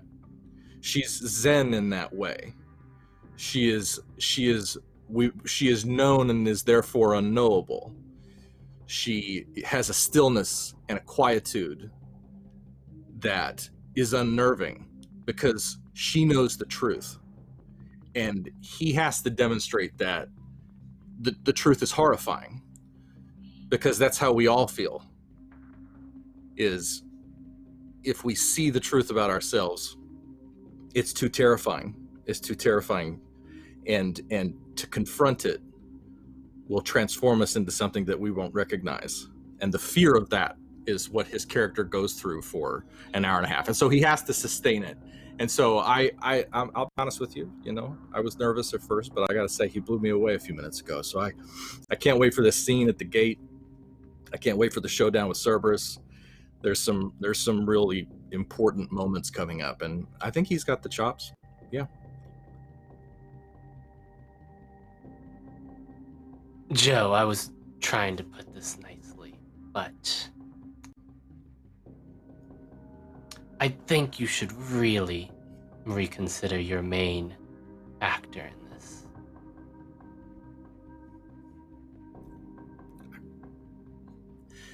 I can't recast. You don't understand. I've got a giant 3-headed dog puppet being built downtown. Joe, Joe, darling. Yeah. Yes, my we dear. wouldn't Can want... I get you a Pellegrino or something? I'm having a drink. No. We wouldn't want another coffee man on our hands, would we? I did lose quite a bit of money with that one. You know, there's a cult audience for that film, and I hear it's doing well on DVD. But I hear you. It had a disappointing domestic showing, and you know, I don't think that speaks to the overall quality of the film. And I understand you took a loss, you took a gamble on me, and I didn't come through for you, and I live with that. You know, this film, this project, this opportunity, it's a redemption story. It's a redemption story for me and my career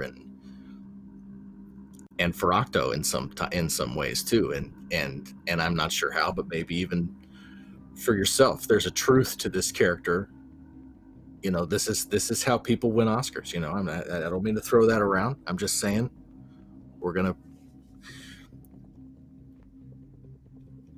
I know that I stepped in it, but you can't second guess me and triple guess me this time. You got to believe in me like I believe in you.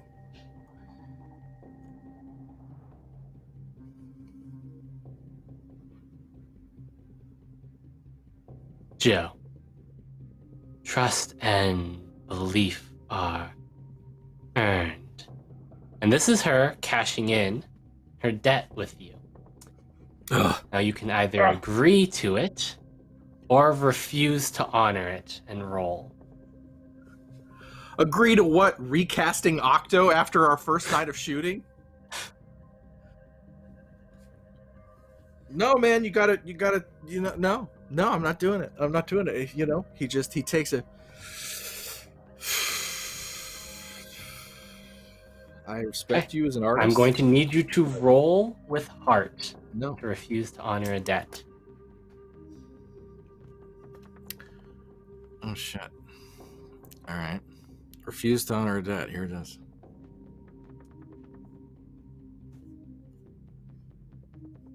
I got 3. Whoa. You have a lot of rerolls that you can use. Yeah, And maybe you would want to. All right, I'll roll it again. There we go. I'll take a succeeds partially. Boy, I'm living that. All right. Story of my When life. you refuse to honor a debt, roll with heart. On a 7 to 9, choose 1. You will still owe them the debt. You will still owe them the debt, regardless of what you choose here. You can owe them an additional debt. You can lose face with their faction, or you can mark corruption. I'll do an additional debt. I'll just go deep. All right. Joe, because of our history together, I'll give you this one last benefit.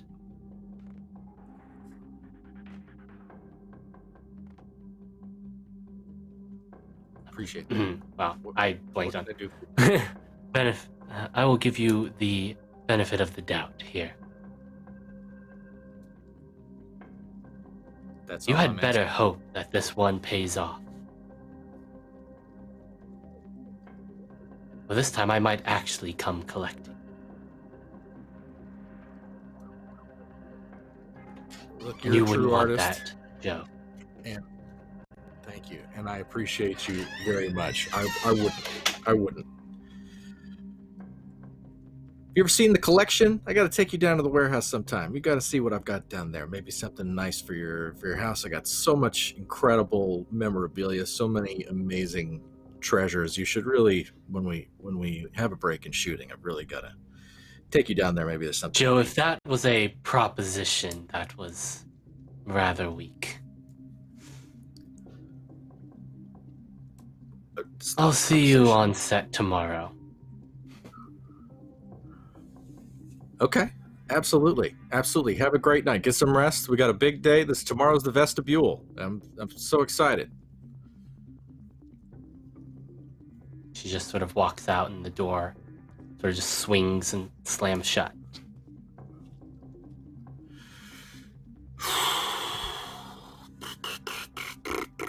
I am the way into the city of woe. I am the way into eternal pain. I am the way to go among the lost. Abandon all hope, you who enter here.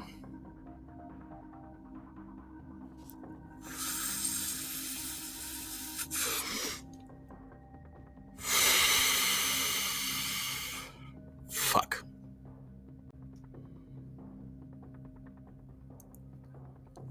Can I call Ida? Mm-hmm.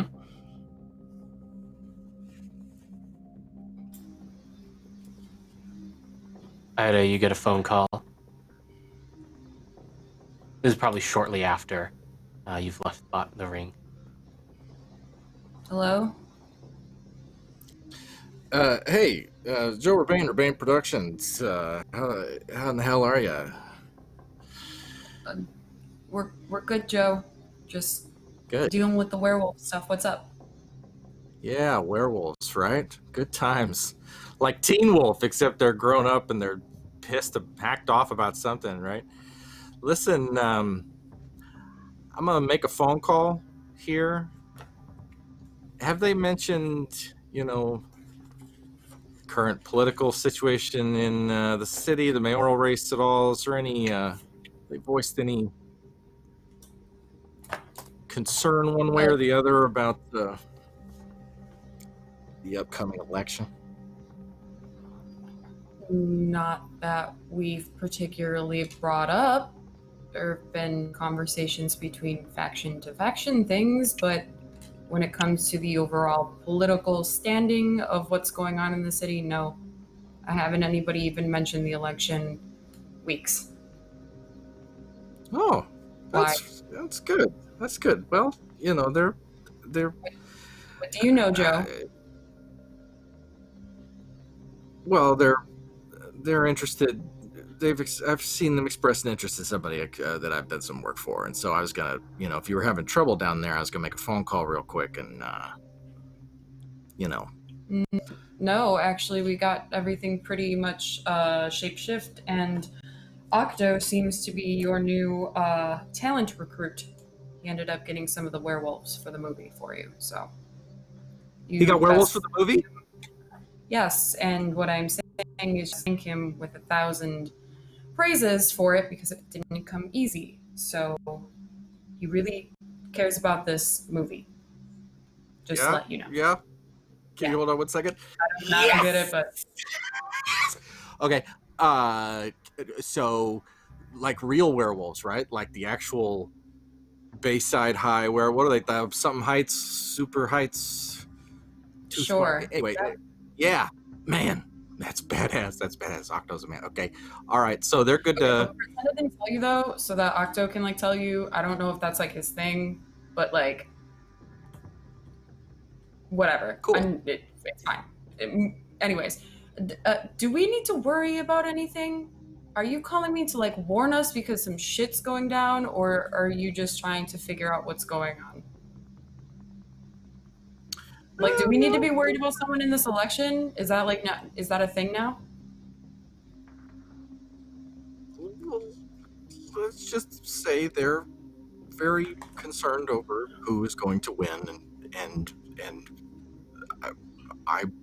I'm happy to accommodate. Who is they? Are you talking about they as in the werewolves, or they as in another party that you're conversing with that I don't know? The werewolves. I was just gonna say, if the werewolves had you at the business end of a broken pool cue, I'd know how to diffuse the situation. I was just saying, if the shit went down over there, we could. There's options, but it sounds like Octo's got it all worked out. Who are they interested in? Hey Tommy, can I ask a question really quick? My edification. Yeah. Can I pause it right there? Can I talk to the DM for just a second? So when you say they want this person, do I know what they want with this person? Do they want her to win the election? Do they want her dead? Do I know what they actually want? They would prefer her to win, especially this area, because she is there is the incumbent mayor Julian Cambero, who's been mayor for 20 years now, 20 or 30 years. Yes, I know you can't be that mayor that long in LA, but this is how it works here. But correct. there is the sort of the young and the grassroots sort of opponent, a councilwoman by the name of Xian Park. She is much more grassroots. She is, populist, considered more progressive and more in tune with sort of the people of LA, as opposed to Julian Cambero, who has been seen as a bit of a old guard, staunchly more concerned about fiscal matters than social matters. So they would like to see Xian Park beat Julian Cambero. Okay. All right.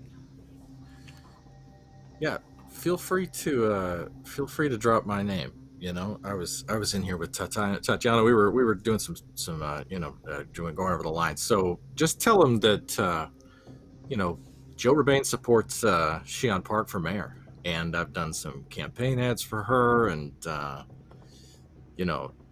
don't be afraid to drop my name a little bit, and I don't know. They'd be happy to hear that, I think. All right. I will bring it up if it comes up in conversation. We were just Maybe on our she'd way out. be in the movie.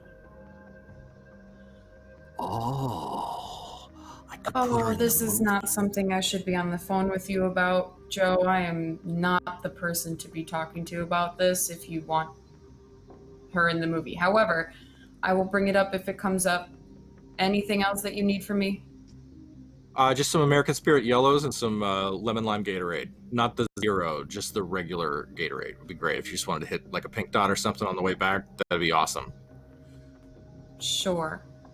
Awesome. Yellow spirits and a Gatorade. I got you. There you go. You're the best. Don't let the werewolves bite. Bye. Click.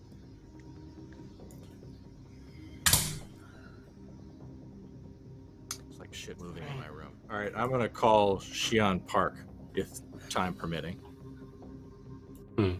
I think before we do that, we'll move on to another scene. Cassie, it's been a few minutes since your meeting with Nathan. And you receive a ping, an email ping on your phone. Cassie, still in the dive bar. I forget. I think it was called like Little Bar. It was something very generic sounding. Yeah, this is like the little bar. Yeah, the little bar. She's gonna slam back the shot that I think she's been nursing, because she's pretty broke, but shots are on cheap today. And then look at the ping on her phone.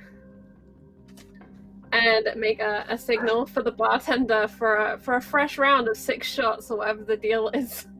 She is the only one there drinking them. All right.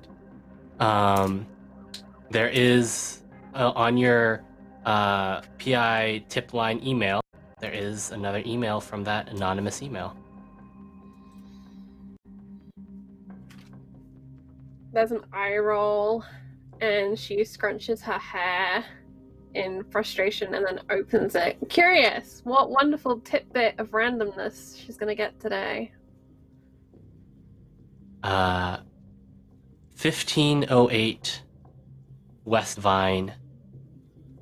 Sorry, not West Vine. East Vine Avenue, comma, City, West Covina.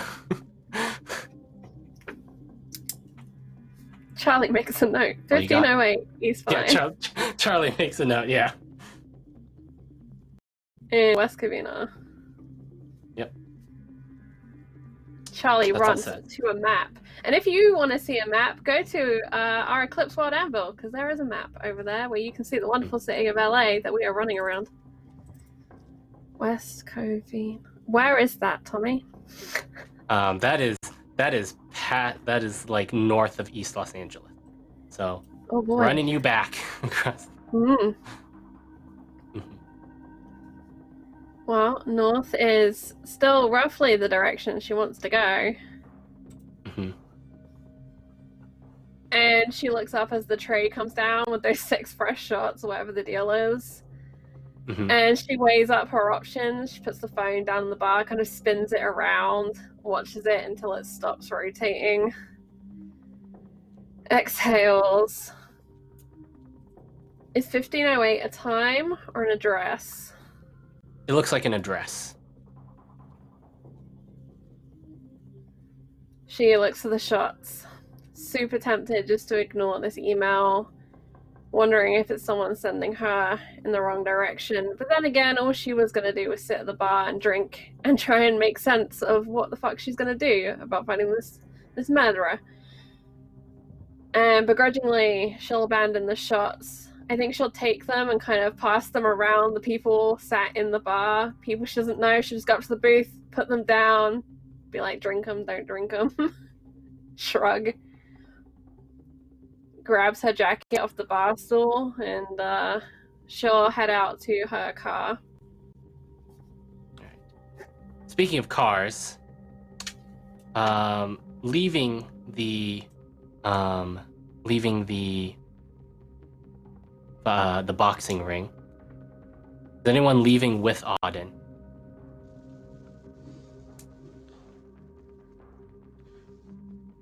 Octo is sticking around the car back. I Yeah, I think specifically Octo would- only have 3 seats. One for my, but I did tell my driver to go home. So you told Maurice to find another ride home, which I'm sure he's used to and quite capable of doing so. I think Yeah, the exact so phrase was Octo- find an Uber. Akko will offer to drive. Yeah. He'll just say, "Hey man, I'll drive if you want me to, or not, whatever." Do you have a license? I'm kidding. I hand him over the keys to a 2020 Rolls-Royce Oh, Phantom. cool. He's gonna hand Yeah, over the so- Rolls Royce keys. Yep.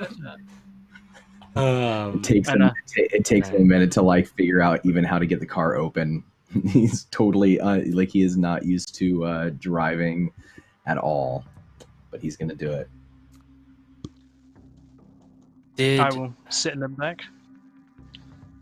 I'll leave this up to Ida. Did the call happen to you before you got into the car, sort of between leaving the ring and getting in the car, or did the call happen in the car? No, I imagined it happened as I was like standing outside of the room and kind of like they walked out of the room and then I was on the phone, so I just followed behind them, and then by the time the phone call had ended, we had reached the car. Gotcha. Right. So I'm probably just hanging up and putting the phone in my pocket now. Cool. Anything the matter? No, Joe called, said something about the Wolves having a agenda with getting someone new elected for mayor. I don't dive deep into politics myself, but I suppose it was supposed to help get them on our side, but Octo kind of did that, so it's fine. But on the way, can we stop at a freaking gas station so I can get this man the things that he asked for? Because I don't know why, but I'm an errand girl apparently. So that's fucking cool. And you can see You're her really- looking like agitated. Like her body posture is like very agitated. You seem rather terse. I know a good spa not too far from here.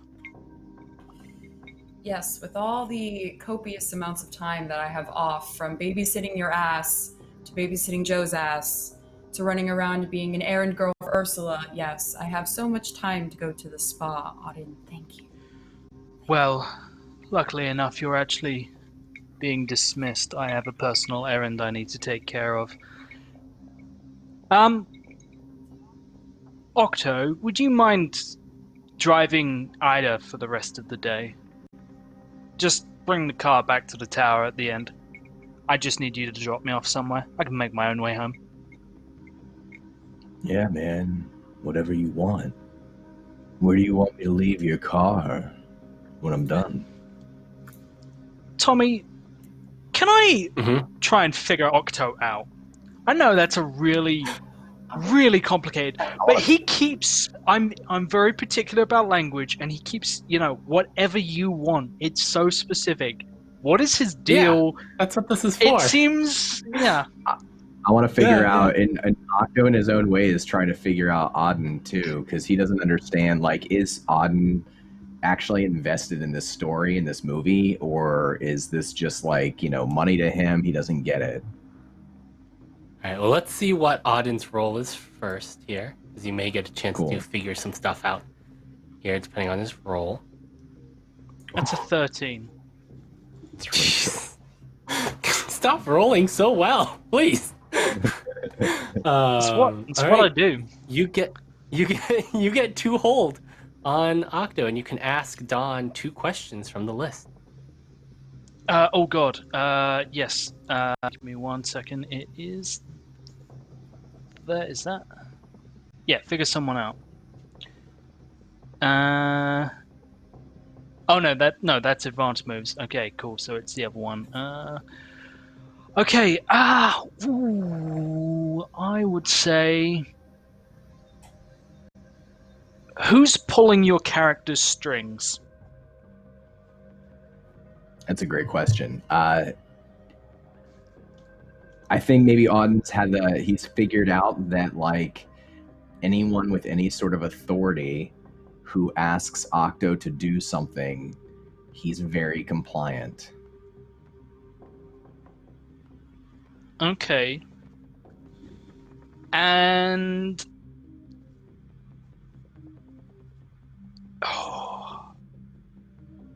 okay, I'm just gonna go for this.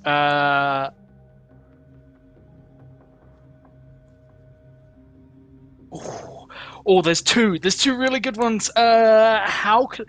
Okay, I'm gonna go ballsy with this. There's how could I get your character to do something? I'm gonna see if it's even possible. How could I get your character to kill for me? I want to see how like far he can be pushed. If I can't, then that's fine. But I want to know. Just ask. There's a good chance.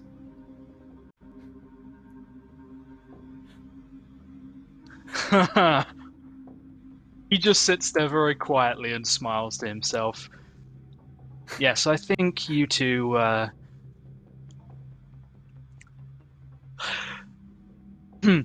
Octo, you don't mind helping Rhinida around. She's a little rushed off her feet today. You can assist her with all that, right? Yeah, man, whatever she needs, whatever you need, I got you. And if you'd be so kind, I need you to drop me off at City Hall. Absolutely, yeah, of course. Where do you want me to take the car afterwards? Well, how about this? Drive Ida wherever she needs to go, and then why don't you drive down to Muscle Beach, get a workout in, and, well, Mr. Big Guns can see you roll up in a brand new Rolls Royce and see how he feels about that. And then just drop it back off at Eden Tower and get yourself an Uber home. Sure, yeah, absolutely. Just one last question. Oh, you can interrupt. Yeah, please do. It wasn't a good question. Please. I'm so sorry, Octo. Auden, you never go anywhere alone, and like, I'm not going to be the one person to say, hey, watch out. But what the fuck are you doing at City Hall? Like, really? Auden, you don't go to City Hall, ever. What are you doing? Well, I'm just stopping by. There's a lot of planning that goes on in the city, a lot of buildings that I own. Every now and again, I actually have to arrive and write out a signature, grease a few palms. It's nothing you need to concern yourself with. And I figured maybe if I kept you out of it, it would be a kindness. You seem wound taut. So as he's doing this, I want to put on like a pair of sunglasses that I have just casually kind of like in my pocket, like just like cheap dollar store pair of sunglasses that are all kind of scuffed and just dirty to shit. And Ida, if you try and read me right now, I'm going to lose my temper. I was going to try. You think Ursula never pulled that trick with me once? So in the middle of her putting on her sunglasses, she continues to put on her sunglasses as you call her out, and she'll just go, "No, it's the only thing I have on you." And I know when you're fucking telling me lies, so you might as well just say something before I find a way to figure it out myself.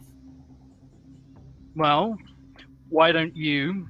And he clicks the button to put the partition up between himself and Octo. Wait, who is shirt on or off? Off. I'm just gonna take it off. I just raise an eyebrow, like, not one to speak for preferences. So why don't you take your best stab at what I'm doing? Impress me. Well, you do own lots of property, and you do have to go to City Hall for those means, so that could be part of this deal. Another part of this deal could be the fact that I just told you Joe called me in correspondence to somebody that's running for office that the Wolves are very interested in. It's very hard to hide the fact that you're going to there for that purpose when I just immediately told you about it. But I know you, and you're not quite that direct. Unless you want to be an absolute dick, which puts me to question what your mood and angle is for the day. However, I know that won't quite matter. You've got something up your sleeve, and I want in. I'm bored as shit trying to be Joe's babysitter, and being your babysitter has been proving to be less and less actually difficult. So I'm trying to figure some more things out on the side. I'm helping Cassie. Let me help you. So what you're basically saying is you want to crawl out from underneath the table and actually sit at it like a big girl. I've been waiting and holding out for Ursula to give me more opportunity, but as we've talked before, that seems squandered and impossible. So yes, I am looking for more things to do with my talent. Tommy, can I make a roll to see if she's shitting me? Because that will greatly determine what I'm... Is there like a roll-off we can make, or...? I think this is you just give me a mind roll, and Ray will sort of respond, I think, accordingly. Okay. Perfect. Because I'm making moves. Yeah, so just roll figure someone out, since that's mind anyway. Okay. And that's kind of what you're doing, but without the question. Where is it? There we go. I am going to re-roll that 100%. All right. That's 7. I'll take the 7. All right. So he's got a partial success. Right. You can be as... Be vague. I'm trying to figure this one out. Okay. Yeah, honest but vague is what I would say here. She's trying to cash in a debt. That's basically what she's doing. You owe her. With me? Okay. Yes. You owe her. And she's no, I know that. She's trying to move away from the other people she owes and work with you now. So she's trying to cash in one of those debts for more work and to be more trusted with you and your whoever may else be outside. I'll put it to you very simply, Ida. You can step into the big pool, pond, whatever analogy you want to come up with. But if, the big fish catch you bleeding, you'll be torn to pieces. So if you want to play, understand just what it is you're putting up to the table. I've survived under Ursula this long. I've managed to get myself out of a few skirmishes that others definitely would not have, so I'm ready. And as much as it pains me to say this and mean it wholeheartedly, I will not let you down. You won't let me down more than once. Octo, we're going to the mayor's office. You got it, man. And Octo's in the front of the car, and he's taking his time to, really feel out this BMW that's, I imagine, very souped up. It's got, everything, right? Oh, it's a Rolls-Royce Phantom, a 2020 edition Rolls-Royce Suicide Doors. Phantom, It's ridiculous. So it's not a convertible though. No. Okay, That would that's okay. fuck with like the fact that there's bulletproof windows and stuff. Okay, well he doesn't know the windows are bulletproof, so he rolls both of those down in the front. He takes off his shirt and he throws it into the passenger, like on the floor on the passenger side or whatever. And he's like playing around with all the different things. And then as soon as you say to go, he just calls out, "Yeah, man, you got it." And then he guns it. And he is trying to put, like, he's not used to driving cars. And nothing with this sort of power. And for a second, there's something that happened to Octo tonight. It happened earlier in the night. It happened when he was in front of that camera. He feels a little more alive than I think he has before. And there's a couple of things that I want to try to do. But the first thing is, would this count as a place of power? Could I investigate a place of power? Or is this not what that is? The car, or are you investigating the car, or? Right, yeah, I think so, yeah. Can I weigh in on that? Yeah. Absolutely. This is my rolling fortress. Yeah, fuck yeah. I'm cool with that. I don't know what my driver's got up front, but yes. Yes, yeah. Okay. Roll with what are your powered, right? It's a power. Powered. Yeah, roll with power. Oh, it's a 6. That's not good. Oh, you're out of rolls. I am. I'm gonna burn one of my rerolls. Yeah, I'm gonna burn one of my rerolls to make you reroll because I really want to see what happens here. This is not my. So this is one of my rerolls. Yeah, one of my 20s up here. Mm-hmm. All right. Oh no. Oh my God. Okay, this was just not meant to happen. Apparently. Oh boy. It's a real bumpy start to the. I'm gonna say is the what were you trying to figure out? Were you just trying to figure out the car, or what were you trying to do here? So there's a second part to this, but the first thing he's trying to do is like look around and get a sense for like, who is Auden? Who is this person who is now in control of my fate?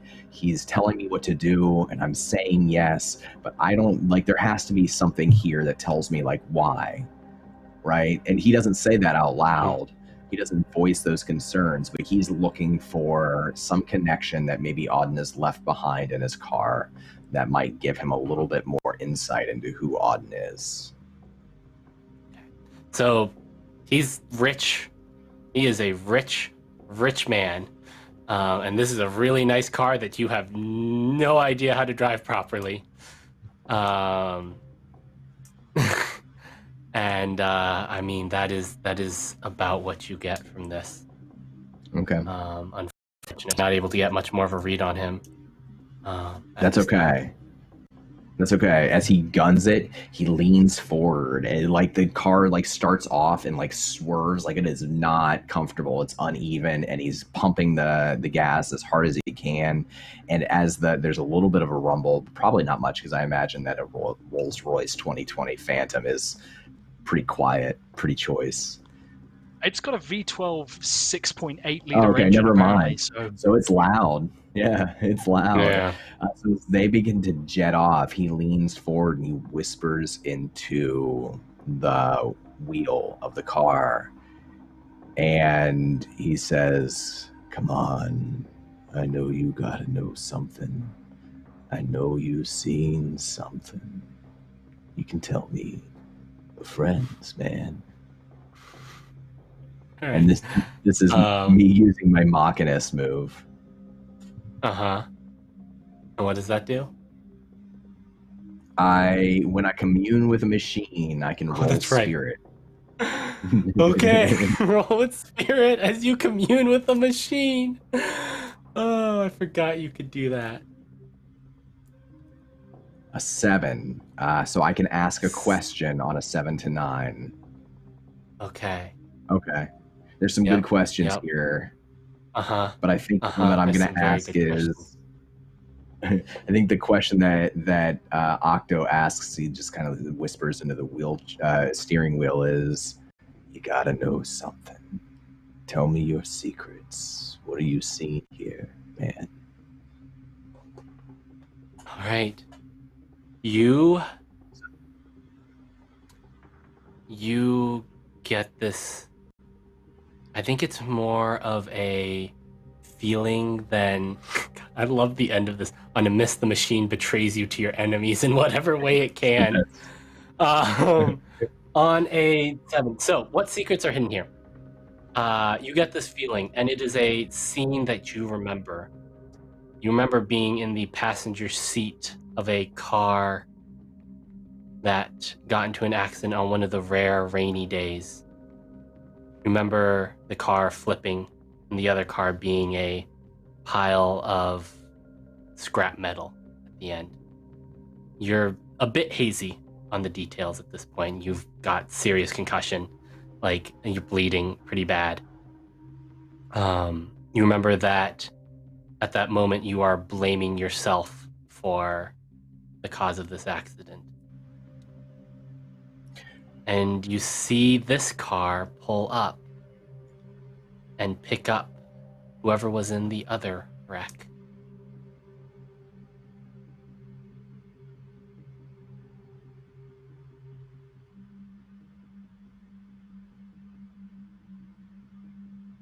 So when you say I feel myself feeling guilty, you're talking about me as an Octo, not me as a... Yeah, you as an Octo.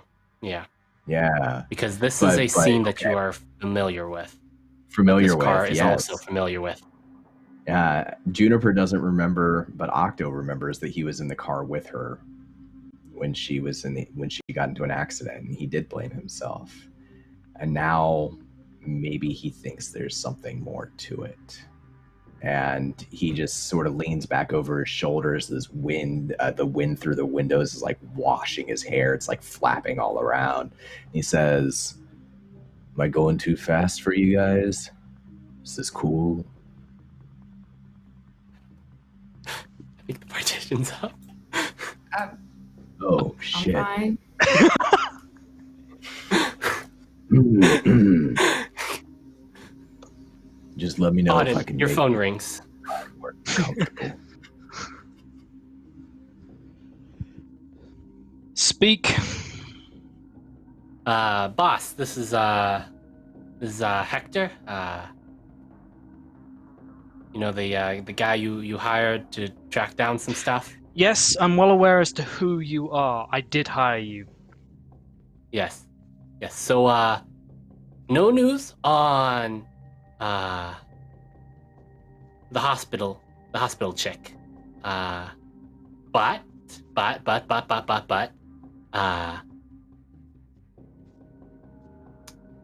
I got some news that you might be interested in. I'm in West Covina, and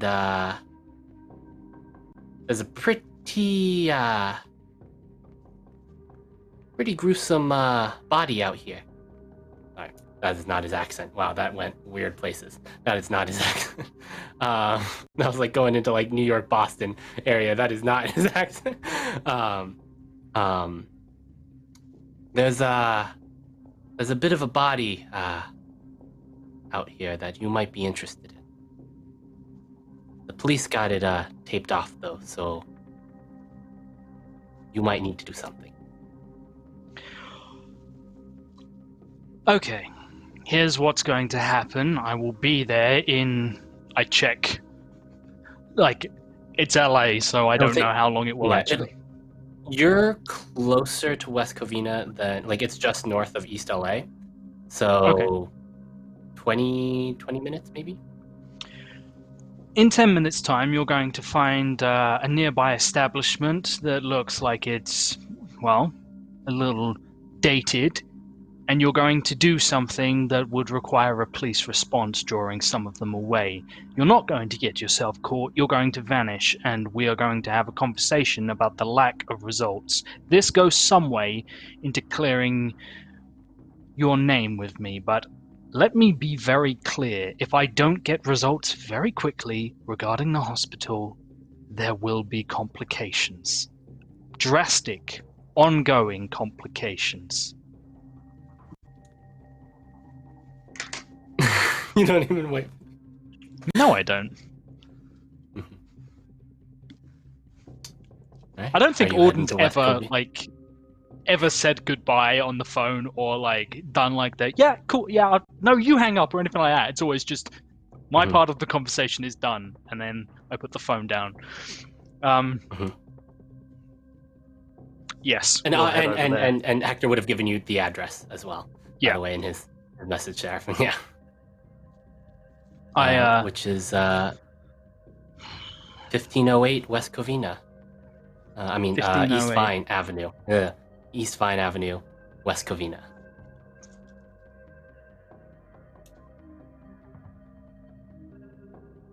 Right.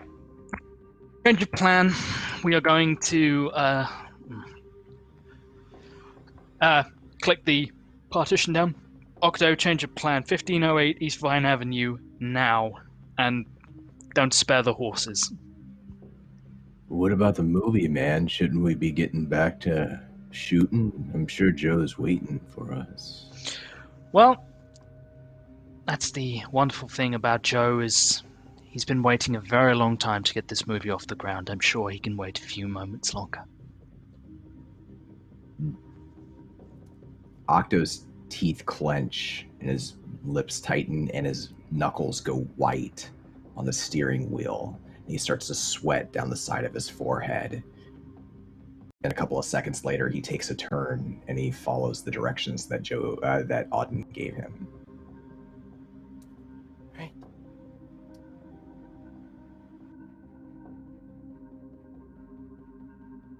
Cassie, you arrive outside of a simple suburban home. Single story, chain link fence around it, front yard that hasn't been watered in a while, and police cars and police tape.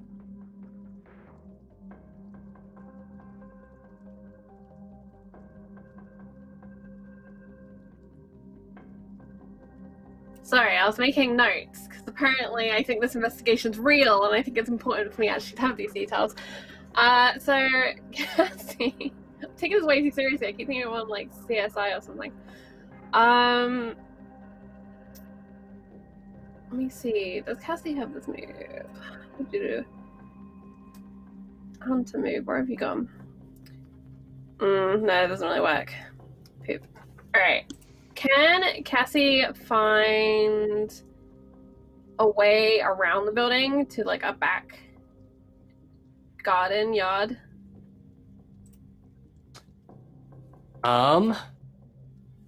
You could certainly see if you could. This is one of those ones where you could probably jump across a couple yards.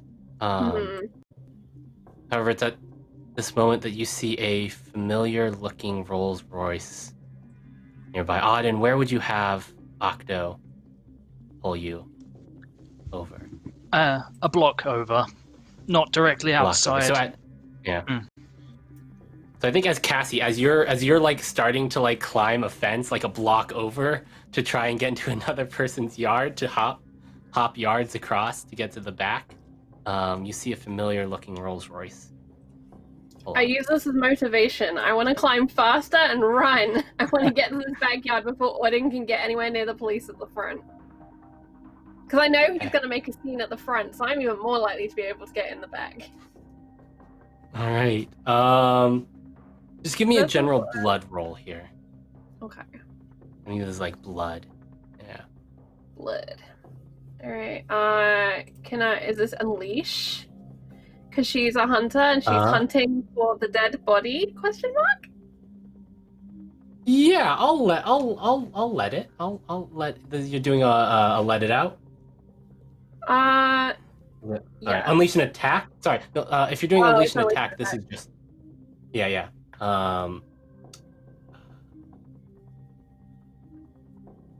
Okay, because the rules for blood are unleash or escape. Those are my two, like... Yeah. Sorry. So yeah, Because so it's those. like a physical... Could she be Yeah, escaping? so Orton? this is blood. This is blood anyway, regardless. So you can just Okay. use either one of those. This is just a straight blood roll. I'm re-rolling. Would you like to use a reroll? 10. That is better. Yeah. All right. So you are able to quickly and silently, I would say, dash over and hop these fences. Like you've probably done this before. As you quickly jump and hop over these fences. Auden, Ida, Octo, what is your plan here? As we pull up, I get back on the. I redial the last called number. I call Hector. Yeah. And Hector picks up. Boss, I did what you want. There is a couple of police officers at a break-in over here. Yep. I hang up. And come on, we don't have too long, and I have to wrap this up before going to see someone. Ida, do you have a camera phone? Yeah. Fantastic. Octo, do you want to stay with the car, or are you coming with? I don't know. What are we doing, man? Like, what's going on here? We're going to go and look at what I'm assuming is probably about to be a dead body with its chest ripped open and its liver torn out. Cool, man. Yeah, I would like to come with you. Anything I can use for emotional packing. Oh, I have a sneaking suspicion you might be able to draw from this experience. Cool. And I'm gonna just try and like walk straight towards it, not even like go the back way at all. All right. Octo will pop out too, but he does lean over to Ida and he just sort of like, "Hey, Ida, you doing all right? Everything okay?" Yeah. I'm good, Octo. I appreciate it. I'm just lost in thought. There's a lot going on, and I'm trying to piece it together correctly. You know? Yeah, me too. Hey, listen, you helped me out before. I don't know if you know that or not, but you helped me a lot. You ever need anything, if I can help you, you just let me know, Ida. For sure. I appreciate that. Yeah. And if you need anything else again, you just let me know. Cool. Thank you. Yeah. Cassie, as you make it to the yard before... Oh, sorry, was there something you were going to do? No, I was double checking, or I was going to double check something, but I'm good. Okay, all right, let me know. Cassie, as you sort of make it to the yard before the one you know the scene to be at, and you can peer over, you can see that there are a number of it seems like there is a detective on scene, and a number of cops and other sort of orderlies here. So are you waiting for Auden to make his move?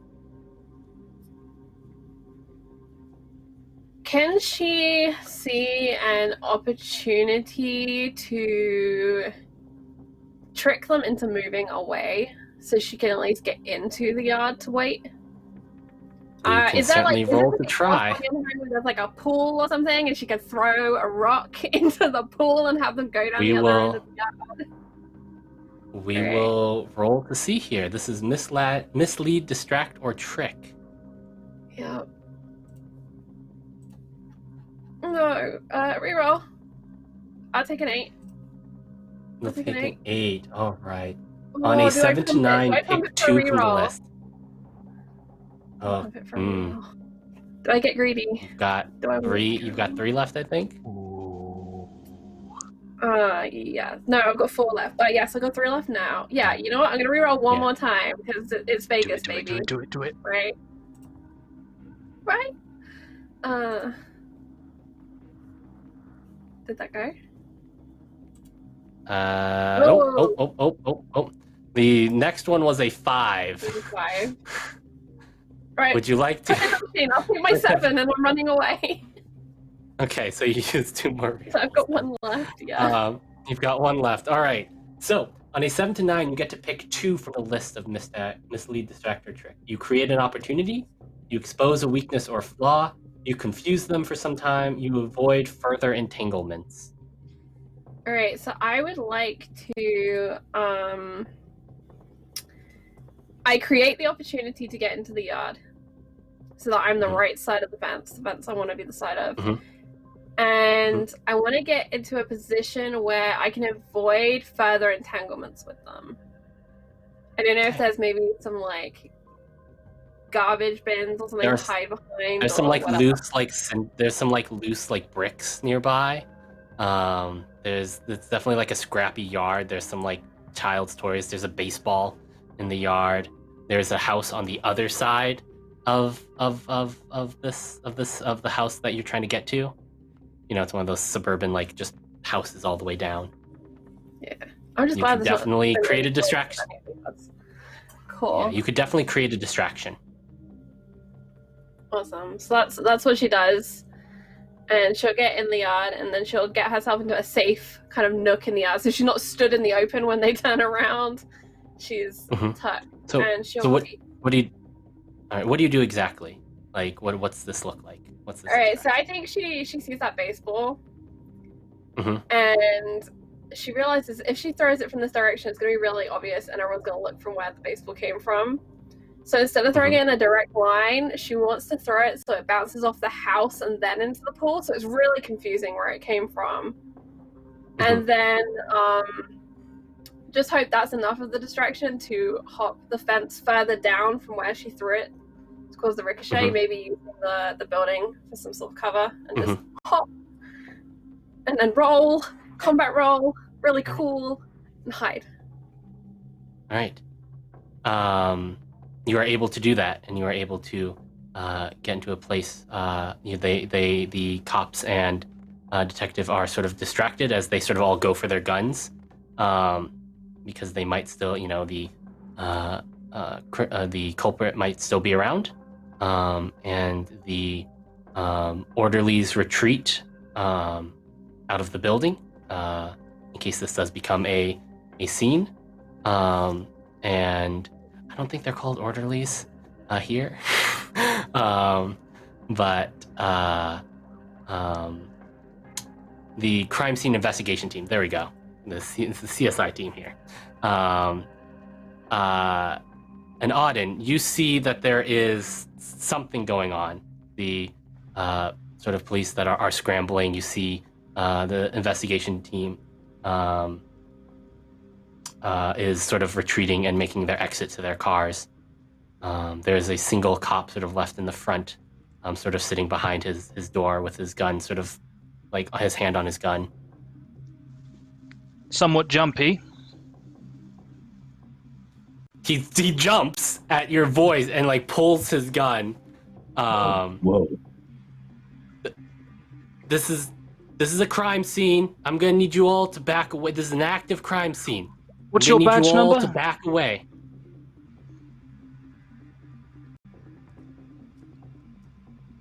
Badge number now. I don't. Please roll persuade an NPC for me. Well, I'll give you a +1 on this because he's frazzled at the moment. Give me 1 second. Oh God. Persuade an NPC 7. 7. Would you like to use a reroll? 8. All right. Sure. Why not? Let's learn from Charlie's terrible choice, and yeah, I got exactly the same. All right. I'm gonna need your. He gives you his badge number, whatever badge numbers sound like. Fantastic. So, and he's gonna. I'm gonna need your name. I'm gonna need your name, sir. Oh, that's quite all right. We're going to get to that because you just pulled a gun on me. So you will absolutely be finding out my name in the court of law. But in the meantime, you'll be speaking to my lawyers, Auden Thornhart, CEO of the Eden Corporation. Maybe you've heard of me? I'm holding out a business card to him. Yeah. He sort of goes a bit white in the face because he's definitely heard of Eden Core. He may not know you personally, but he's definitely like, if you are CEO of Eden Core, like, it's a big deal. You look like I'm you've just realized the magnanimity of the situation, so how about this? It looks like everyone's just decided to take an early lunch. So, how about this? Instead of me meeting you in court, well, I would meet you for lunch, but I'm kind of busy at the moment, but why don't you also go for lunch? And why don't we say, and I reach into my wallet and I will pull out, we'll say $1,000 in cash, count it through. Whoa. Why don't you go, get yourself something nice to eat, and keep this between the two of us? Whoa. I didn't see you here. I think that's fair. I'm just gonna go get Fantastic. lunch. Oh, I think I just heard something down that way. I'm gonna go check it out. I walk onto the crime scene. Hey, Auden, where are we going? What's going on? We're going to go, as I said, and do a little investigation of our own. You're not Right. squeamish, are you, Octo? No, man. I've seen some shit. Good.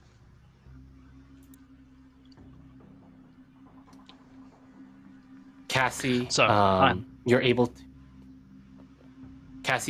get to the body as they're sort of off distracted. They think that there may be... You can hear shouts coming from the house next door as they are seemingly checking and clearing and making sure that no one is hiding anywhere. And you're able to get to the body. And it is sort of this older, dark-skinned woman. Her hair is sort of pulled back in sort of this bundle of dreads, and she looks to be maybe in her 60s. And she's sort of dressed in these very colorful, sort of more wrap-like dress style. And similar to the other scene you have witnessed, her ribs have been pulled open and she's probably missing a liver. Cassie reaches into her jacket pocket and pulls out a tiny bottle of 100-year-old ginseng and puts just a drop on her tongue, hoping it's going to be cleansing because this is a bad place and she needs some restoration. And then she tucks that ginseng away, and she's gonna do like the quickest sweep of this place. She's looking for any evidence that whatever did this is still in this building. She thinks it's very unlikely, but she wishes Ida was here to like spooky sense it. But she's gonna just do her best to deploy her own spooky sense and just see. Right, investigate if Yeah. Go ahead. Investigate a place of power with. Power. Alright. Roll. Oh, sorry, that's the wrong one. That's the wrong one. What was the it would be a 10 overall. So it's gonna be a 10 no matter, yeah. It'd be a 10 unless you had a negative. Hey, you know what's great? Ida's here. Along with Auden and Octo, who walk in the front door. It's as if my wish comes true. Do we see her? You definitely do. Cassie, wonderful. Glad to see you're on the job. I'm behind Auden, like, giving Cassie the, like, face. I thought I'd better come and take a look at the body before they took it away up north. Absolutely. I think that would be a very good idea. So, what have you discovered so far? Anything, or do you need me to step in and get things moving? You know what? Why don't you work your magic, Auden, and I'm just gonna go and sit back outside. Nope, Sure. you're going Yeah, absolutely Auden, nowhere. work your spooky magic. I need Octo, you, my man, just to keep an eye out to make sure nobody comes a-looking. This isn't something for the cops. And I reach into my pocket and I pull out a small crushed velvet silvery bag that looks very old and beaten. So, What if they do come in? dissuade them. I only need a few minutes.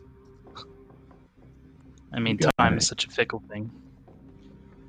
So, how long would you say they've been dead, Cassie? With Do your I have investigation, any you would, estimate? Sorry, yeah, with your investigation, you would suspect no more than 5 or 6 hours.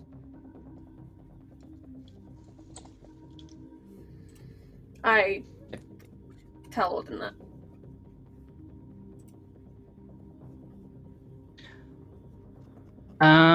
Okay. Auden pulls out a very old antique pocket watch, and he reaches into his pocket and he pulls out a small knife, and he takes that knife and cuts an incision into his wrist, very precise, that starts to bleed. Auden, you have some real weird kinks, you know that? Well, you know what they say. The devil's work. And he takes the end of the chain and attaches it around one of his veins that is still pulsing, clamping it, and each time his heart beats, the clock ticks, and he is going to walk on over to the corpse and crouch over it, get very close, and say, "Now you and I, well, we need to have a little chat, because I was on my way somewhere, and this is starting to become irksome. So why don't you do me a favor?" And he grabs the corpse by the scruff of their clothing, pulls them in closer, gets very, very uncomfortably close to them, and why don't you tell me exactly what happened? And I breathe dark, black, inky smoke right into their mouth. You see this inky smoke leave Auden's mouth and enter the corpse. And a moment goes by before you hear it draw a rattly, faint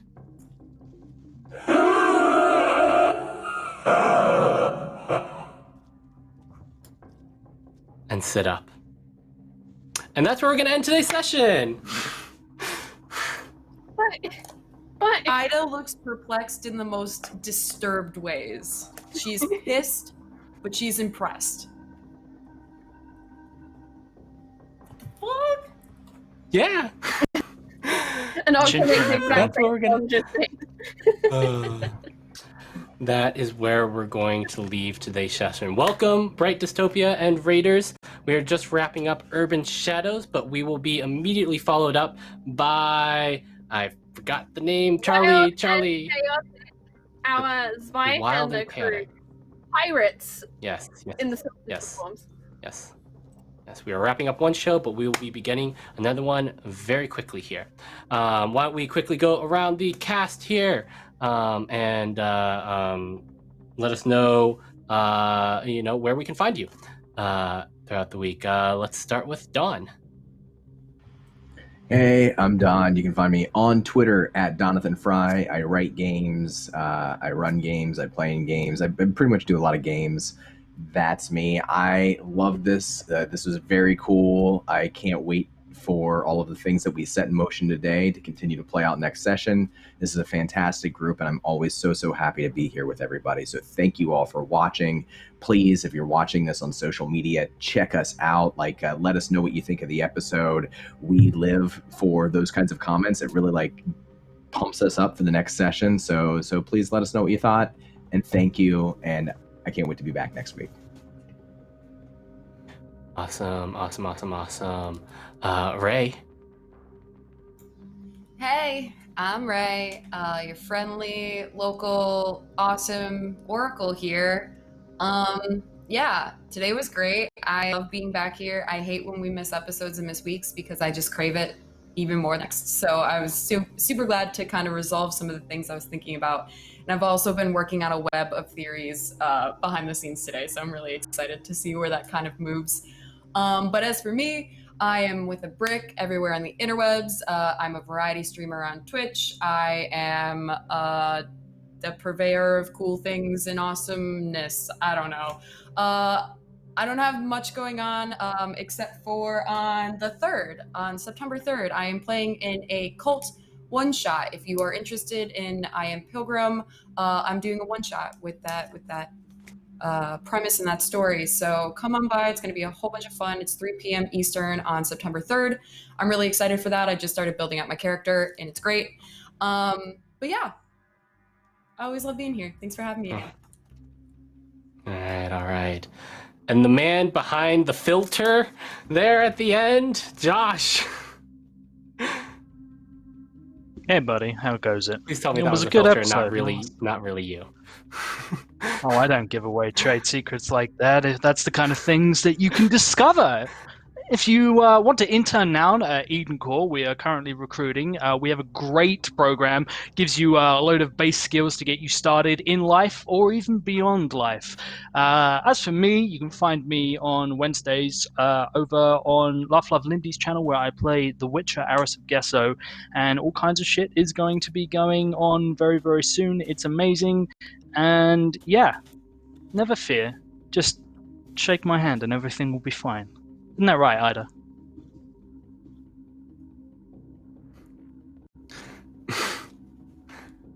Sure. All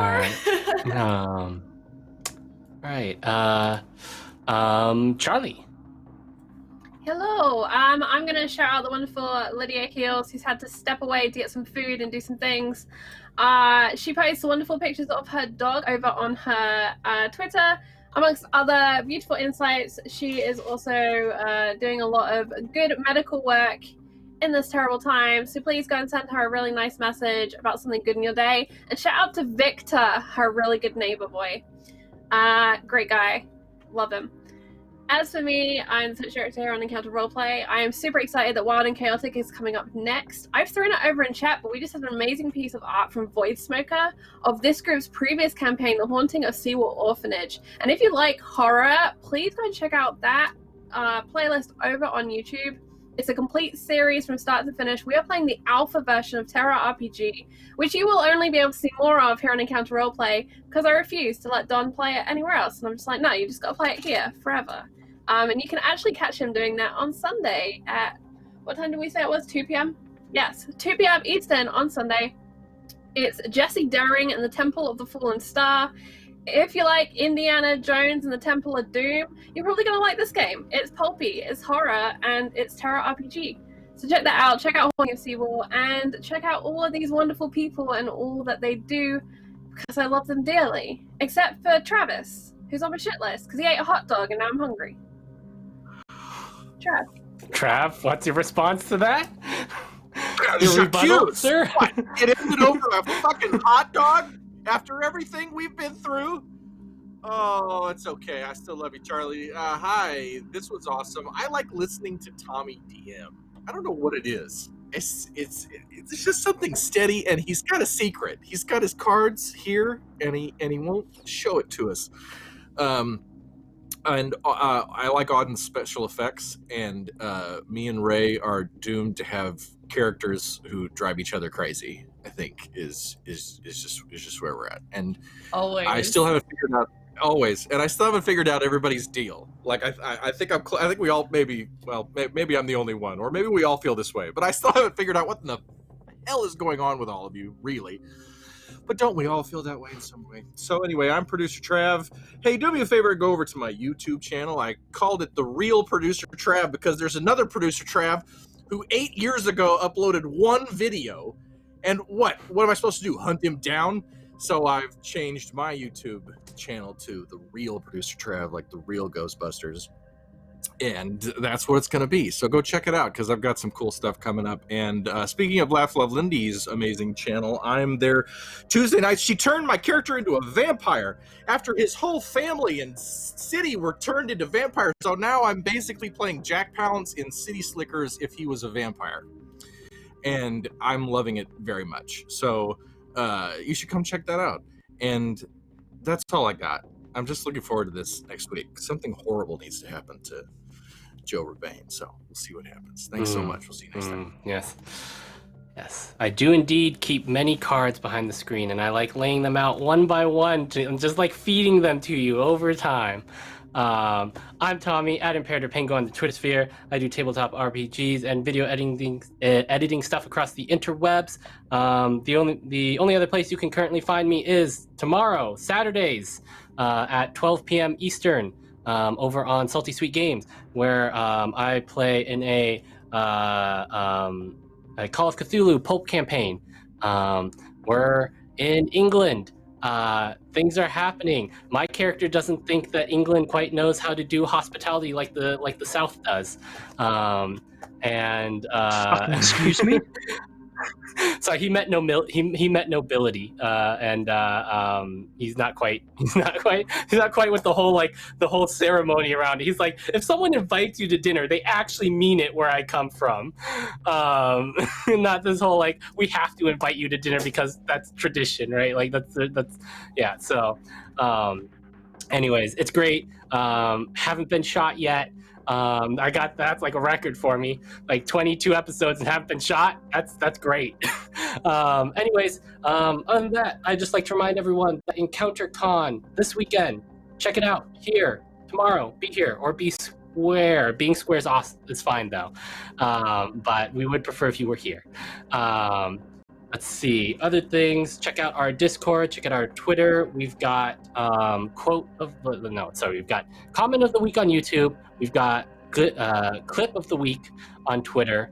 On Monday, we've got Dr. RPG coming up. And also, I would like to. I'm trying to remember whoever donated the Bane last week. It came up today. That's what made Tatiana throw a bit of a fit today. So Joe, you can thank whoever donated the Bane for that bit. But I will let everyone go. Have a wonderful evening and a great weekend, and we hope to see you back here tonight, now, and tomorrow, and Sunday. Bye. Pirates. Now. Bye. Much love, everyone. See you soon.